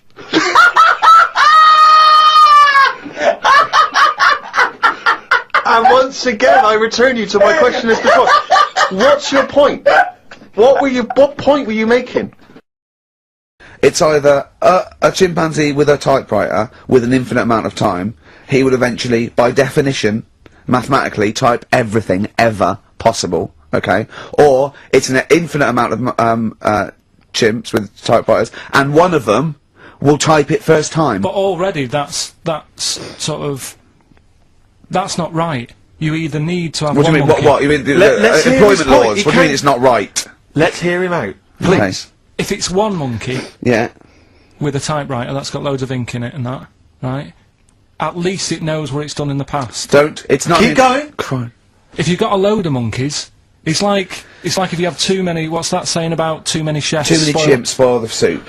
Right. Well, it's the same thing. It's like, well, I didn't tell you to put salt in it. I was going to put salt in it, and it messes it up. Whereas if it's just one, they know what's gone on. So what I'm saying is, honestly, leave him go. I can't be bothered. I want to hear. I want to hear the rest. This blows my mind. He doesn't know what this does to me. It's a mathematical problem. I want to hear the rest. well, it's just I just don't think it will happen. What do you mean you don't think it'll happen? Infinity works it out for you by definition. But not Shakespeare. Oh! Shut up, you idiot! Rick, do you know what he said to me? I said to him, I explained it to him, I said, you've got an infinite number of monkeys, infinite number of typewriters, they will type the complete works of Shakespeare. He said, have they read Shakespeare? You're an idiot! Play a record, no, I'm not having this conversation. When are the exams? June? Something like that, yeah. We're trying to register next week, and I reckon you can get an A or B. I'm busy. In history. No, don't worry about it, it's just easy. You get your Brody's notes. If Heat magazine, they love you, Carl. They could probably sort something out. They could probably pay for a tutor. They got a lot of money, they sell a lot of magazines. I mean, it is always, almost always, and you found that out, I discovered this, it's always the Tudors and Stuarts. There's no fear for them not coming up. Now, what do you already know about them? You must already know stuff about Henry VIII and Elizabeth. No, because it's too long ago to even get interested in. Do you know what I mean? You can't. Is that why you didn't? To it. Okay. The Anderson thing, it was like, God, you know, I bet my mum and dad were in an Anderson shelter. You know, this is interesting. What, when they... Oh, my granddad would have, like, had something to do with this. But the Tudors, it's like, I don't know even if they had a family back then. Play a record! Is that the answer? Yeah, just cavemen in front of dinosaurs and that, they sort of went, oh... And then... Well, it wasn't cavemen in front of dinosaurs, was it? Because cavemen weren't alive when dinosaurs were alive. There was a couple knocking about. Right, okay, fair enough. There was a crossover point, surely. Not dinosaurs like 15 million. Was the probably the Ice Age. There were still big reptiles. I think it's fairly common knowledge that the dinosaurs did not exist. Well, who gave the dinosaurs a name? Well, no. Well, no. Who gave the dinosaurs the names? Hang on. Here's something I've learnt, remember? Go on. Back to, like, show 4 or whatever. Go on. What is it? Four. The flea can jump over the London Eye. No! No, it can jump the equivalent of if it was a 6-foot man. It can jump about 6 inches high. A flea cannot jump over the London Eye. Yes, it can. Yeah, it can. And Tell your kids that. Carl. Oh, remember. Oh, a flea can jump over the London Eye. And an ant can lift 3 Volvos. And for those of you who don't know me, and especially if we meet in the bar later, my name is Danny. Do you want a pint? Danny, do you want a pint? Fornication. I'll read that again. For an occasion like this, I want to make sure I keep up the traditions of being a best man. Apparently, I need to get the groom to the church on time. Tick. I need to remember the rings. Did that. And I need to have sex with a bridesmaid. Whee! To be fair, I wrote these before I knew I would never have sex with them. Maybe when they're older. You know, never say never. And keep them away from pedo Rog. All right, pedo. Nice to have you. He's come a long way. Good lad. It's great to see so many people turn up to see Josh finally tie the knot. And about time, too. Nat's got it all. She's brilliantly clever, apparently really delivers in the bedroom. Like mother, like daughter, eh? He knows what I'm talking about. No. And I don't know about you, but I feel she could easily be a model. I think we'll agree, if it wasn't for her nose. When I first saw her beavering away, cooking Josh a meal, I knew she was a real catch. I've got no idea why her previous boyfriend cheated on her, but I'm glad he did. Cheers to him, wherever he may be. Probably shagging. No. Seriously, Nat, you're a real 8 out of 10, love. I mean that sincerely. And we're delighted you and Josh have found each other. So, everyone, please raise your glasses as we say a little toast to Nat and Josh.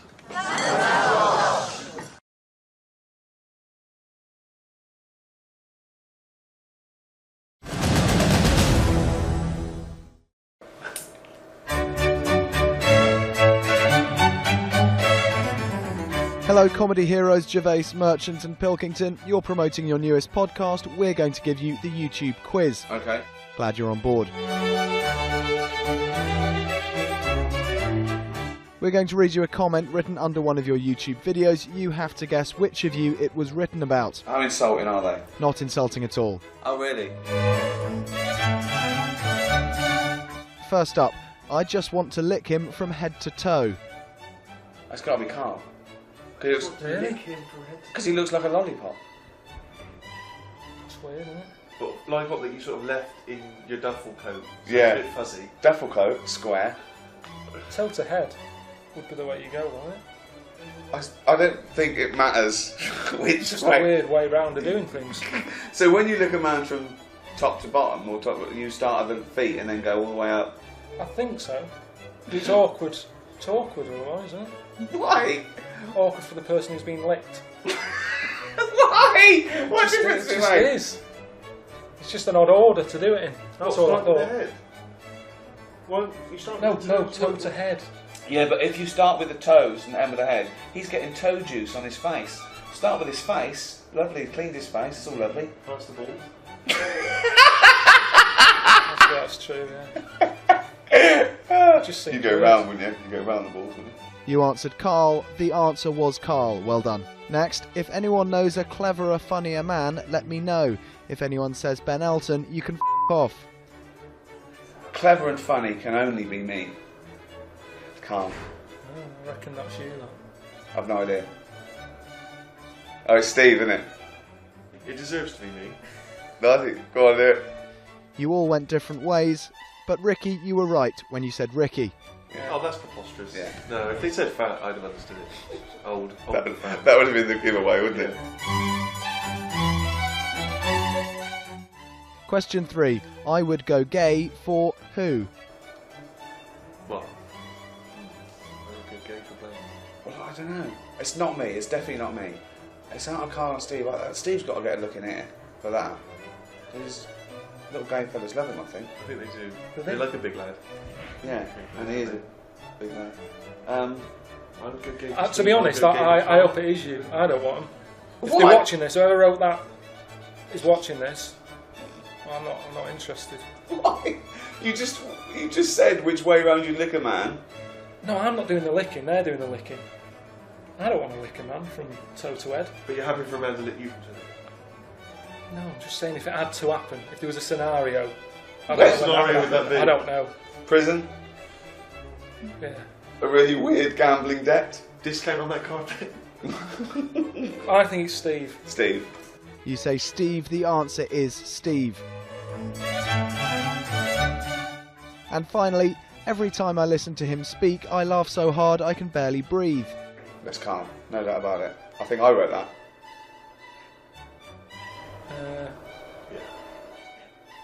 Carl? Carl is correct. That's 4 out of 4. Well done, you three, and thank you, YouTube.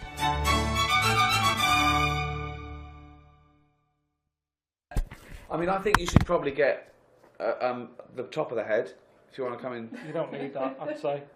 No, go on. No, just. I don't need it. Can you get one? Can No, you get you one? don't need anything. No, looking over the head. No, it's not fine.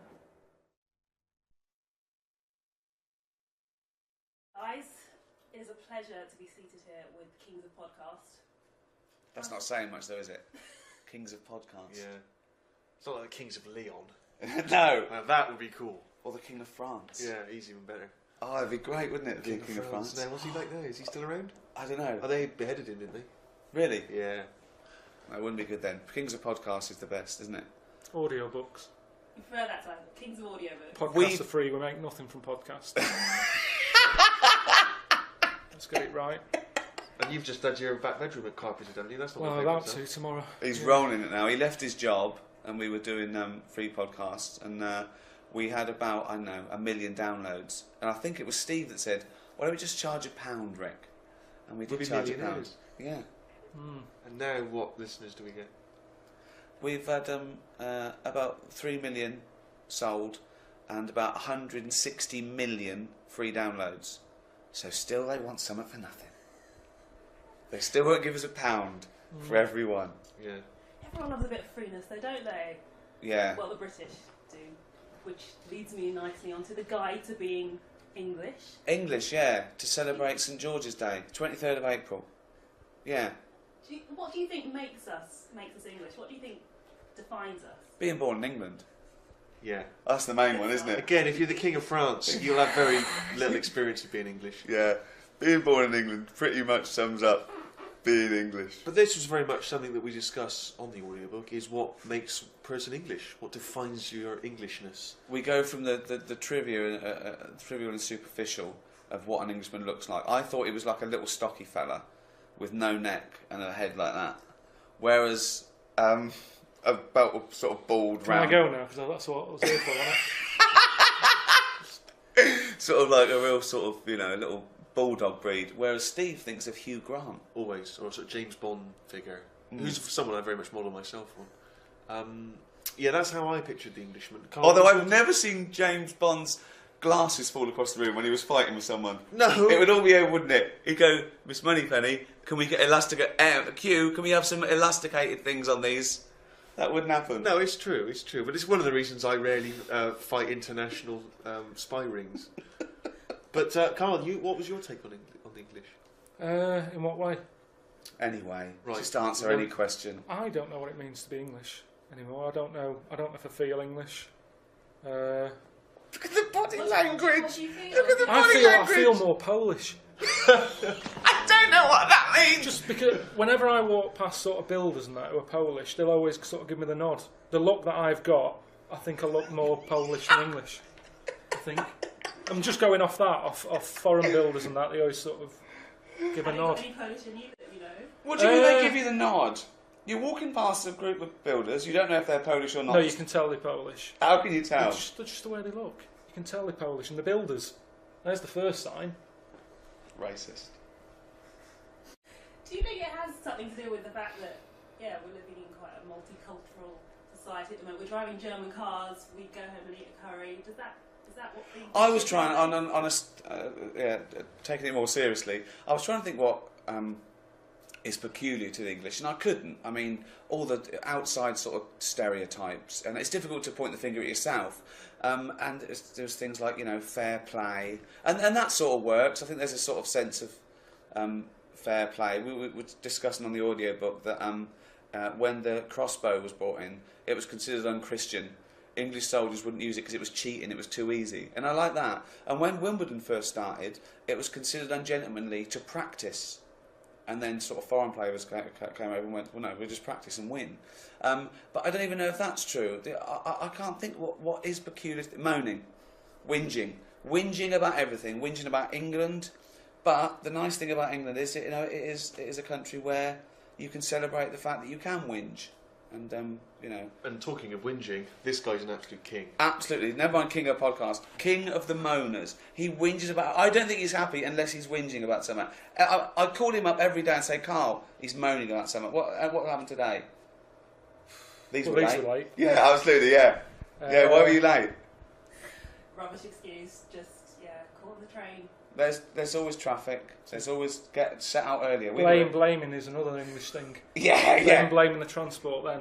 Yeah, always exactly. passing the buck. Always. Yeah, exactly. They never just say it's my fault. I had a lie in. I mean, they had yesterday off. It was a bank holiday. You should have been up earlier today, if anything. You should have been full of energy. What are you going to be like tomorrow? And this is the problem with the country. Never done anything Friday with these. Unbelievable. Forget it. Yeah. But aside from that, what's annoyed you today? Itchy eye? Nothing's been sort of annoying me today, really. It's been all right. You're in a good mood, are you? Well, for me, this is all right. Yeah. Look. That's excited. That's show excited. the happy face. Yeah, I'm happy now. But that's fine, isn't it? I think if people are always really happy, they're going to get more depressed than me at some point. I think I'm easily pleased, which is a better thing to be, isn't it? Yeah. Well, okay. What gave you pleasure? See, that's the new thing, isn't it? Now it's like people are whinging. People are going, oh, I'm fed up. Oh, I'm alienated. I'm addicted. I'm depressed. Olden days, people would lose a leg and go, it'll grow back. They just got on with it. Do you know what I mean? In the olden days, they dragged themselves to the coal mine. My dad used to get up at 5:30 every day, without fail, all his life to work on a building site. Yeah. He wasn't going, oh, I'm slightly depressed. Move the bricks. All right. It was all over. That's the problem, isn't it? We don't have enough bad news now. So it's that moan gene that I've talked about in the head. The moan gene! It needs to be filled up with something. And years ago, they had something proper to moan about. Whereas today, they don't. Yeah, when you're being bombed or something, you can moan. But they didn't. They went, it's all right. Let's hang out the washing. Give me that Siegfried line. Let's hang out some washing. But the news is full of bad news. What are you talking about? You don't watch the news, you said. said. I'd see bits of it. What's happened in the world? What's happened in the world this week? Apart from the Ricky Gervais Guide to the English, available now from iTunes. #1 selling audiobook in the world, ever. Now that's what I call rubbish. It is all a bit grim, the news, but we've made it that way because we like moaning. That's what I'm saying to you. Yeah, the news is entertainment now, absolutely. Years ago, you always ended with a happy story, with a cat in a tree or something. That doesn't happen anymore. That's not a happy story, though. That cat in a tree. Getting it down is the happy story. A cat in a tree is really sad. The cat's in a tree. It's all right. This fireman, he's got it down. That's not enough. He's a big hunk of a fireman. He's taken his shirt off. It was a hot day. He comes down with his helmet on, his muscles, and he gives you a little kitten back. What do? How do you thank him? Just go, thanks, mate. Yeah, just go, cheers for that. Yeah. Cheers, mate. Yeah. Well, he's a good-looking fireman. He's a good-looking fireman. He's a hero. Got his shirt off. He's sweating. He's got your little kitten. Yeah. Be happy. Would you pose for a picture with him if he was a fireman, like that, a little kitten like that? Well, I'd say kiss the kitten. Well, pop your top on. I don't understand. But the Sun would love that. Wouldn't it? The newspaper, they love all that. Yeah. Oh. But there's a lot of depressing stuff with the credit crunch and that. People losing their jobs. Doesn't affect me, that. Doesn't affect you, that. Can't be affecting any of you guys. I've never wasted money though. I always spend money on stuff that I need. I don't just sort of go, hey, chuck it about. If you need something, you buy it. And even if you sort of skint but you need it, so you've got to buy it. Don't know what that means. Also though, so if you need, I only buy things I need. Yeah. So the credit crunch. Combs, hair dryers, clippers. It always shampoo. comes back to the head. Always comes back to the head. Well, it is fascinating. It is people fascinating. aren't listening. This is the reason we have to do audio. People aren't listening. Can we get a square-on shot of that head? Because you can't actually see the ears from the front. It should be perfectly round and no ears. I think she's got it. Yeah. Do you ever tire of these not winding up about your head? Yeah. ages ago. That's old news. I'm bored of my head being talked about. This is old news. They were late. But get back on the Englishness. Well, we haven't given him anything. There's nothing here remotely interesting or insightful or educational. What is it to be English? All we've got is, it's a stocky fellow with a bald head who whinges. Well, here's the question.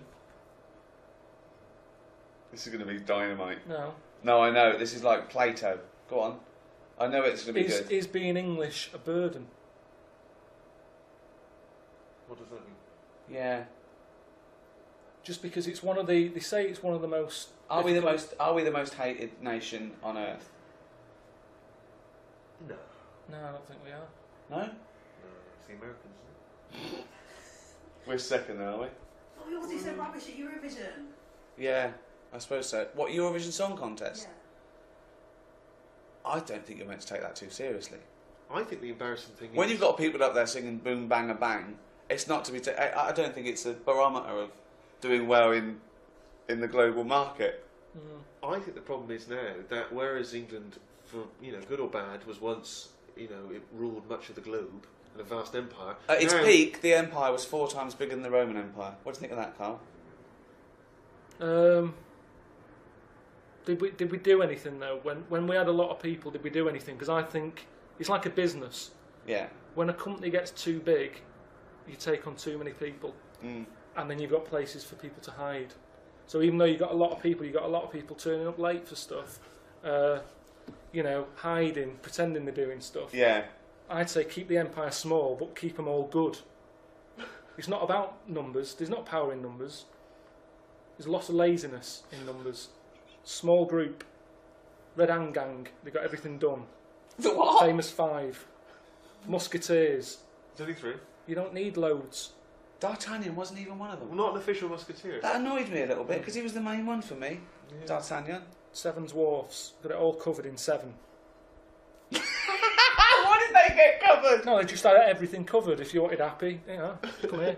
Feel like moaning, get moany over. No, there wasn't a moaning. Well, what I don't know all the names. Grumpy. But I'm just saying to you, you got it covered in 7. Got it done in 7. Don't have 10. Magnificent 7. You're doubling up. Yeah. Yeah, it's always... But I'm just saying, so the empire, it's not about the amount of people. You don't need loads of people. England's tiny. But we used to be good at something. I don't know what we're good at anymore. Good at war. We're always good at war. We don't do that anymore, do we? Well, we did. We've had a war recently. We invented the language.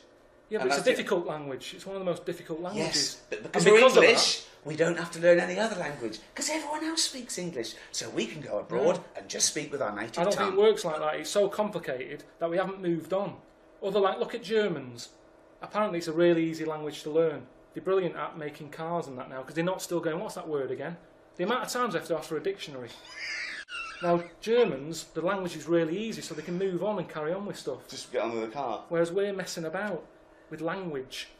It's complicated. It is the most complicated language. Look at the way, abroad, everyone learns 2 languages. Here, I haven't even learned ours properly yet. I'd go along with that. So that's what I'm saying. So how come other countries have got time to learn our language, but we haven't even learned ours yet? It's complicated. We made it way too complicated.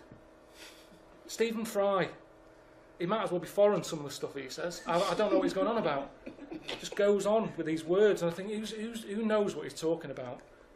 And we've done that. We've created that. We can't moan. We can't say, bloody Germans have come up with that. We've created the longer words. So that's the problem with English. We make life difficult for ourselves. Thank you very much. Well, I want to ask you guys, has going to America, I remember when I lived in America, they had some really weird ideas about the English, like everything stops at 12 because we all have tea and we all meet the Queen. Has that kind of influenced your take on the English? No, I don't think so. I think that that still exists. I think there are people. I bumped into Boris Johnson at the airport, lovely chap, but I didn't think people like that still existed. No, right, yeah. Do you know what I mean? Shot a grouse and a bloody tweet and leg fell off. Never mind. Germans. But, I celebrate those people. One of the things we talk about is the great English eccentric. England does eccentric people. I saw a woman smoking a pipe the other day. She was only about 18. Yeah. No. I saw a bloke with a beard in full leather at now who was it? I think it was the Mission. They were gigging. He was there. He was about 30, big ginger beard, full leather gear, smoking a pipe. Perfect. You know what I mean? Yeah. You know, that's a typically wonderfully English thing. He grew up with people that are very eccentric. Where you were growing up, who have you got? You've got Tattoo Stan. Yeah, he was a bloke on the estate who just covered in tattoos, and my dad found out he was related just because they were in the same pub, and my dad recognised all the names on his arm. And he thought, that's weird. I've got all them in my family. Turned out it was a cousin. So in a way, the tattoos were weird, but it brought them together. If it wasn't for the weird tattoos, Did he have the birthday next to him? Had just the names and that, and the ones on that arm were really good because he was right-handed. It's the sort of tattoos he did himself. He did them himself. And that arm wasn't too good. But yeah, there was Tattoo Stan. There was Shorts Man. Show me about Shorts Man. Shorts Man's just a fella who wore really short shorts and walked with big strides, so his testicles would fall out. On purpose? He liked the attention, yeah. Yeah. What attention was it? Oh, his testicles have popped out. Well, yeah, once you've seen it, you've seen it, but... Why were you looking? You can't help it. Why were you looking at man's testicles? I don't understand. All year round, though? Yeah. All year round. Really leathery legs he had, like, because of the sun and everything that's on him. But hold on, how did they fall out in the winter? Because wouldn't they be sort of like tight and shriveled? I think they were just used to it. They pop out like anything, innit? Why was he called Pants Man and not say Testicles Man? Yeah. I think he missed a trick there. Shorts Man. Don't know, made it more sort of family friendly. Yeah, I suppose so, yeah. Who else was there? Miss Piggy. Why was she called that? She was married to a frog? No, she was, I suppose she looked a bit sort of piggish. There was loads of people, but it's what Big made the fat community. pink, 8 nipples. I think having sort of nutters around you is more... Gone from eccentric to nutters now. Brilliant. Well, I just think it's more interesting, I think. They're sort of locked away now, aren't they, nutters, and they're not celebrated in the same way. Yeah, let them all out. Let's let them all out. For St George's Day. Yeah. Let's help the nutters. Well, they're not hurting anyone, are they? What, the axe murderers are? Well, yeah, the serial Not killers them are. nutters. I'm just saying, like, the ones who are just different. But what would you let out? What nutter? What type of nutter would you let out? Just any ones that I've just mentioned. What, are they locked up? Well, no, but I'm just saying we should celebrate now. We should celebrate that we're living in a country that if you want to let your testicles fall out, you can. I imagine there's some countries that wouldn't allow that. That's what makes England great. Well, you know, we moan, don't we? We moan saying it's not like it used to be. Let them out. Let them out. We all know they're there. Why are we covering it up? We'll get yours out now for us. Well, I'm not going to do it on my own, but I'm just saying, if it became the norm, why not? Yeah. They're always saying check them for lumps and that. People can do it for you. Just do it wherever you are. They're there, waiting for a bus. So you don't check yourself though, do you? I don't like it. Why? I just think you can do more damage. Well, gently. No, but how it's like Practice when on a small. it's difficult. It's like holding a sparrow. You never know how hard you can get away with before you squash it, and that's what I'm like. This isn't about Englishness, is it? Got off the topic a little bit. It's all right. It's okay. What I want to ask you is, you've had the book, you've had the podcast. Surely next up, Hollywood. Well, actually, we're animating the audiobooks that's going to be out probably at the end of the year. A series on American TV, which I hope will also be available here. So yes, Karl, we've seen the it's great, isn't it? Oh, yeah, Cartoon, looks it's amazing. good.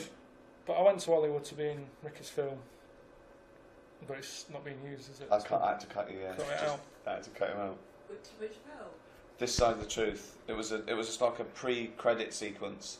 The film's about the first person who's evolved the gene for lying, and there was a little caveman sequence. And we thought it would be nice to have him over there as the world's first bald caveman.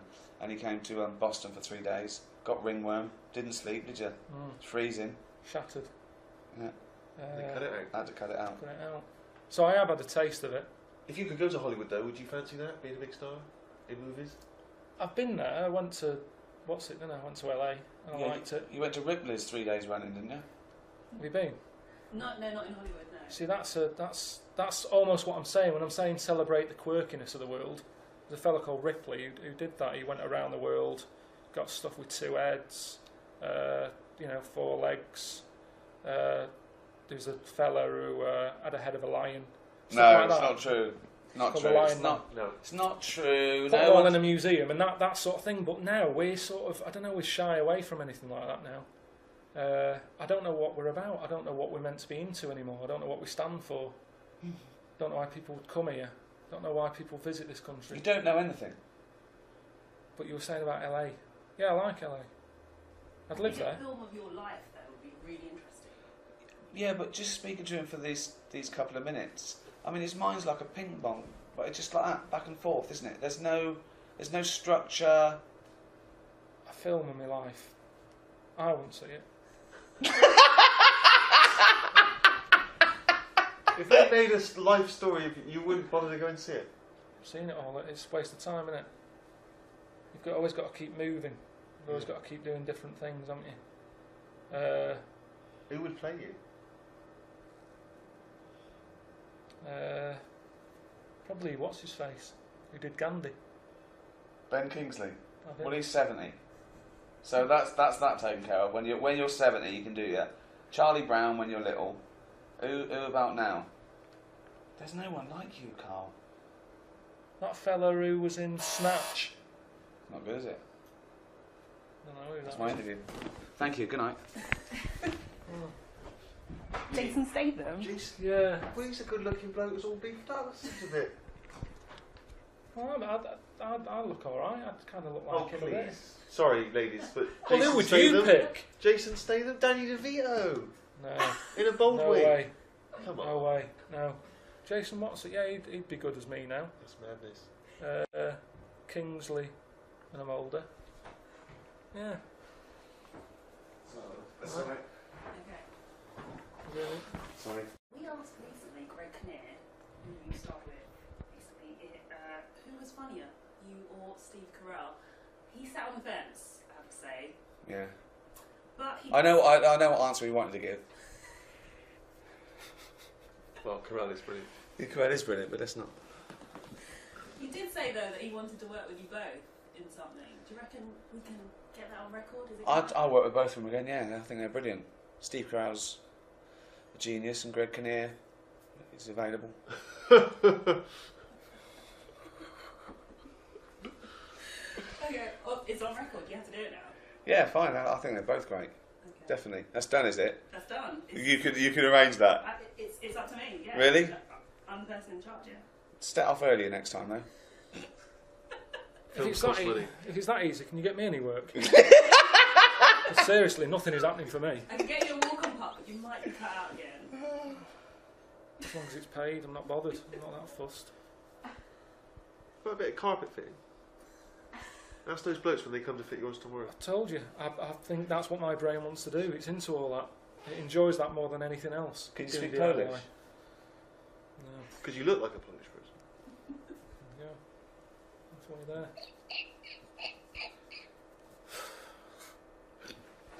Available now on iTunes. Ricky Gervais Guide to the English. So you're going to get some top insights. Okay, and finally, I heard you say one thing that always makes you laugh is, or two things that always make you laugh. This guy. They're both his testicles.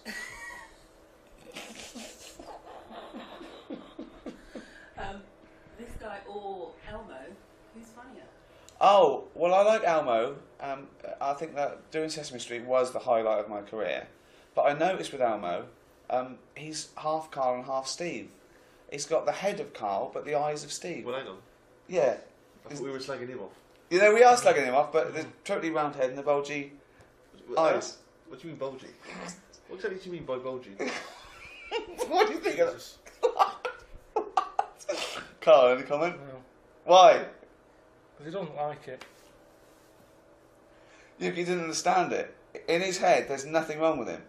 It's only... No, I'm saying... Listen, fat boy, what are you... I think that's the end of the interview. Thank you. I like the fact that working with Elmo was the highlight of your fucking career. Jesus Christ. No. Yeah. Thank you.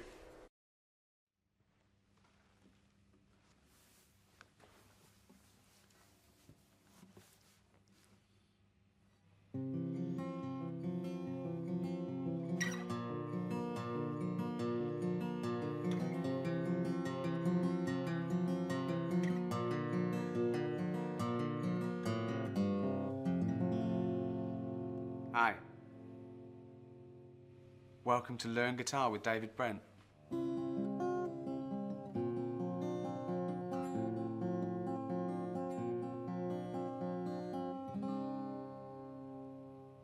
This week, we are going to warm things up a little. This is out there. This is a proper rockadoodle dandy, this one. It's a little bit naughty, you know, the internet. Let's say adult themed. There are a few rude words. No, come on. We're all grown up. Although if you have got any young children nearby, please discreetly take them out of the room now. If they're yours.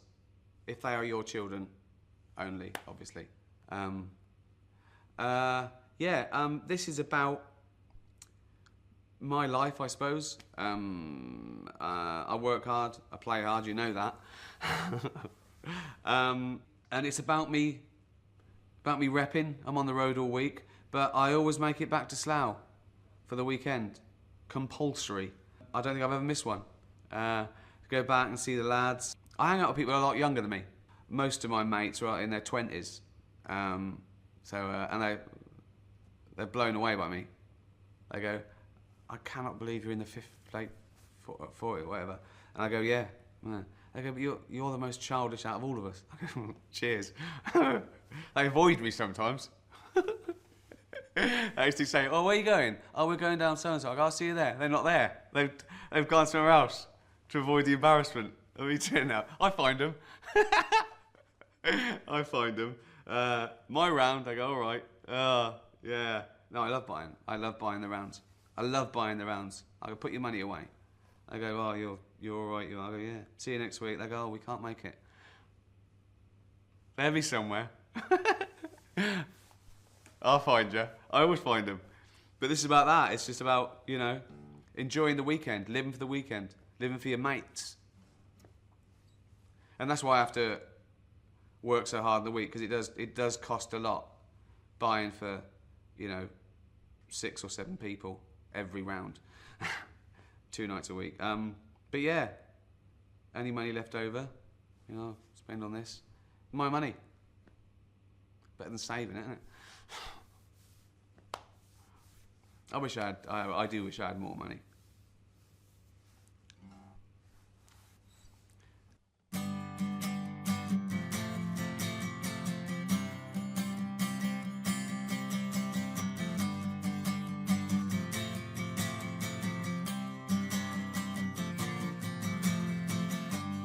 I work so hard just to pay my bills.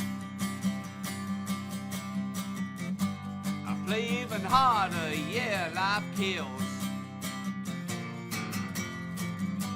Now I'm burning rubber on the M25. Got a crazy weekend, some won't make it out alive. 'Cause this is my day. Thank fuck it's Friday. Yeah, this is my day. Thank fuck it's Friday.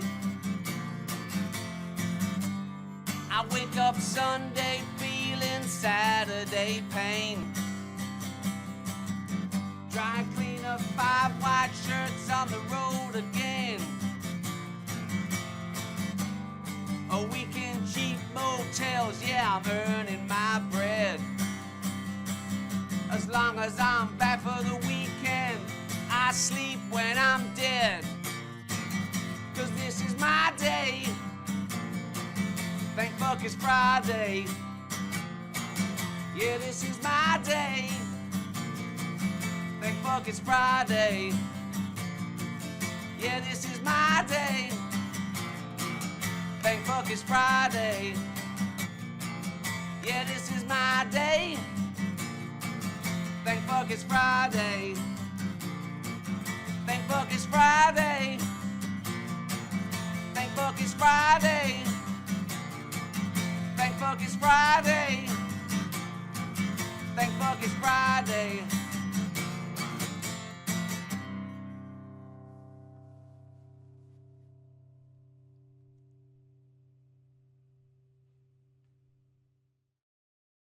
This song, a little bit of a foot stomper, quite hard hitting, very social. I like to sing about issues. Bringing up baby on your own is tough. Working 2 jobs just to earn enough. Yeah, she could have been an actress, she could have been a star, but she went too far in the back of a car. What was he talking about? When you're talking to a stranger, aren't you meant to keep it above the waist? Keep it looking at his bollocks. Keep it erect.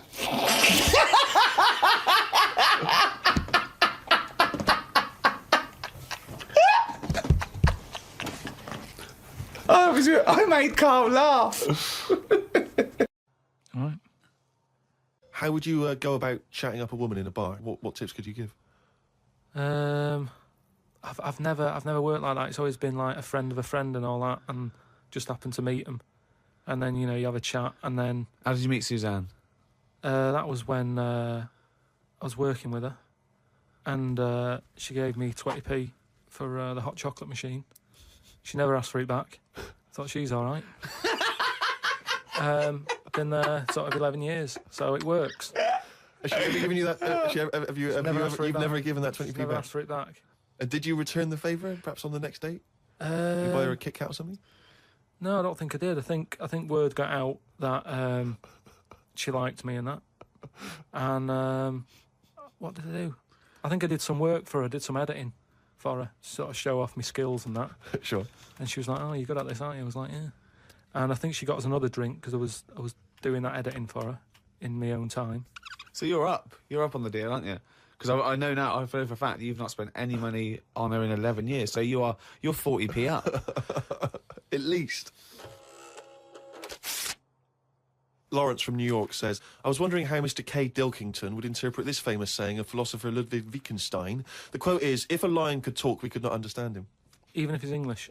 Yeah, if a lion could speak English, so there's no language barrier, he's speaking English words and using all the correct grammar and everything, but you wouldn't be able to understand what he was saying. Why? Because it is from a different world. His frames of reference would be so bizarre that you wouldn't be able to get a grasp on what he was talking about, because you'd have so little in common, even if he used real words. No, but he's talking English. Yeah, no, but his reference points would be just so far removed. You know, they're removed slightly when, if you saw 2 people talking about Kierkegaard, you'd I wouldn't understand it. Exactly. So remove that 1 billion times to a different species with different input. No, but it depends. If I'm talking to a lion in London Zoo, yeah, he'll be saying, "Oh, I'm fed up with being stuck in here." I'll go, "Yeah." It's like that. It depends what his background is. I mean, there's some people who might have lived down the road from me, but have a totally different life. Absolutely. So it doesn't matter that it's a lion, does it? Well, yeah, because they're just trying to remove it even more. So now it's not just a bloke who lived a few doors away. Now it's not even a bloke. Now it's not even... Yeah, but I'd pick something smaller, or something, a worm without a mouth. I'd go, definitely not. What? Definitely not what? I wouldn't be having a chat with it.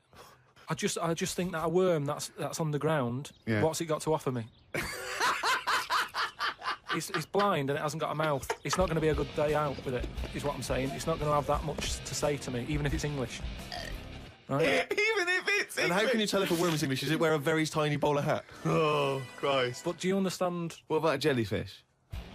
No, you see, I think that's where you can say you wouldn't be able to have a good chat with them, because to me, the sea might as well be another world. Yeah. Right? Yeah. In a way, I think the fish sort of have more rights than us. What do you mean? Just because when whoever made the world, right, say, we're just bigging up God, but if I was to have a go at him, I'd say, you added too much water. Criticism 1 to God, right? So... How would you have changed that? Just more land. Fair enough. Now, why have fish got more rights than us? Because there's loads of them, and when you look at the amount of sea on the world, right, there's loads of that. You only have to I was in Malaga the other week, right, and you look in the sea, there's loads of different fish, and that's just in 8-foot water. If you go miles out, there's all sorts of weird fish, isn't there, with lights on them and everything. So, and there's just millions of different types. Yeah. Yeah. Now, but why does that mean they've got more rights than us? just because I think, rights come in numbers, don't they? If you know what I mean. Like, if there's one of you shouting, people go, oh, he's an idiot, shut up, whatever. If there's loads of you shouting, they go, oh, best listen to him, see what they've got to say. Right. And that's what I mean about fish. Yeah. There's loads of fish. Right. So... But they're not really making their voices heard, though, are they, Carl? Yeah. I know, because they're underwater. But what I mean is, I don't know what I mean.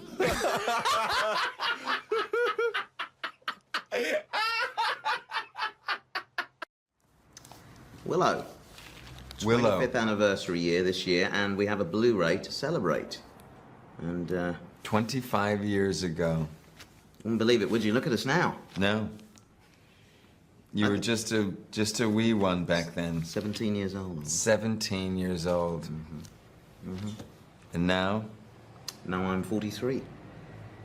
But I think we've sort of matured like a good wine. Look at us. Look at us there. It's a movie that's remembered very fondly by a lot of people, though. It is, still. You find people say, oh, Mad Mardigan. Can't go through an airport without someone saying, peck, peck, peck, peck, peck. Mm-hmm. Yeah, that's the most common thing people say to me, actually. Really? You started that. Well, that's because that's what you were. Years of abuse started by you. That was a lot of fun. Saying peck.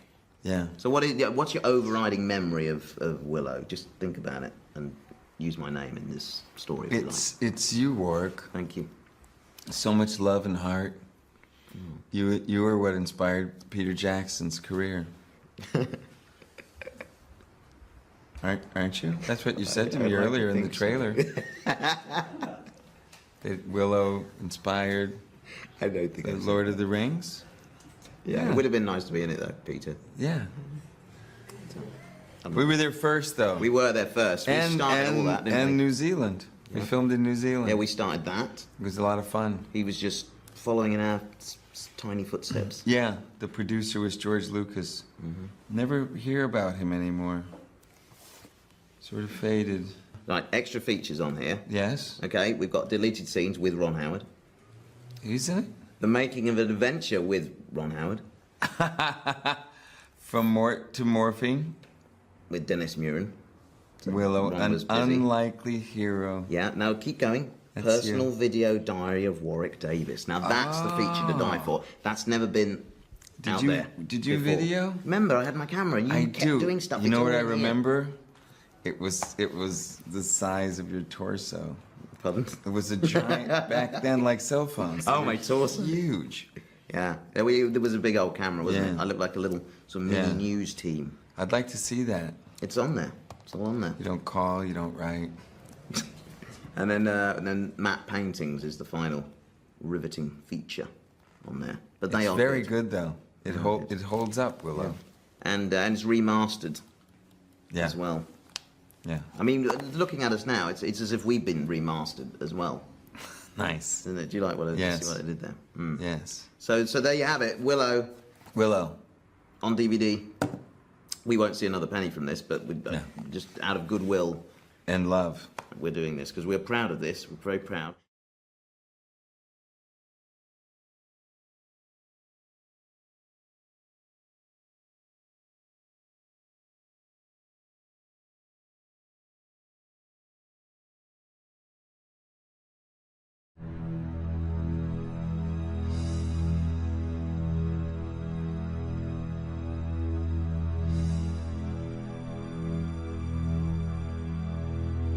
Have you ever been in a hospital when it's been shut down, or a school when there's no kids in it and there's that sort of bad atmosphere of, like, weirdness?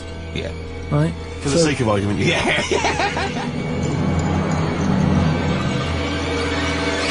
We're wandering about and I say, oh yeah, what's in this room, right?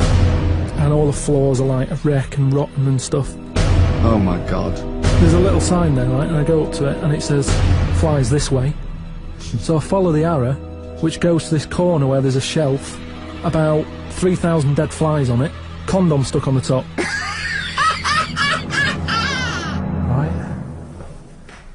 Right, you might remember in the first podcast I was telling you about this scary house that my mate lives in, where he's like a security man. You're not like a security man, are you? What are you? Well, I just look after it. You just look after it and that. He just looks after it. So this is it, because I thought I'd show you around it, because just in case you thought I'd made it up and that, about the bit about the flies and all that, where there's flies on the shelf and stuff. So this is the sort of state I was telling you how it's a mess. This is it. Ceiling's caving in over there. It's just there.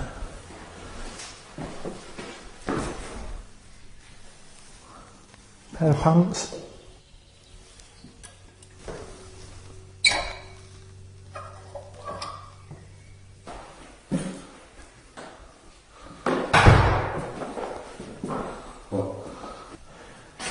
Right then, we've found the room that I was talking about on the podcast, with the dead flies and that on it. This is the sign that I was telling you about. Got a fly on it, right? Little arrow. There's flies here, look. Little ladybird there. Little flies attacking the ladybird and that. Right? So you've got that. We'll follow it along. Right, you think, well, there's nothing there. And you've got, you can get the camera up there, right? Look at that lot.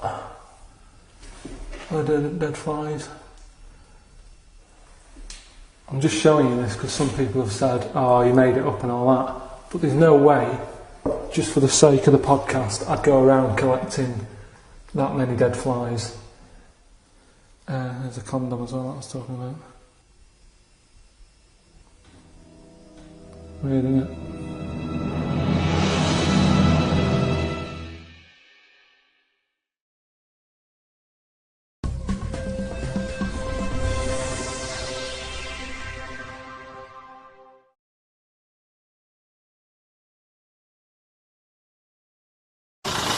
And apparently I'm going to meet one of his disciples, a fella called Davram. Oh yeah. Are you Davram? America. Davram? America. What? Are you Davram? Yes, I am. What do you mean, American? Oh, I thought you said, where did I come from? Yes, my name is Davram. Davram, okay, Yeah. Brilliant.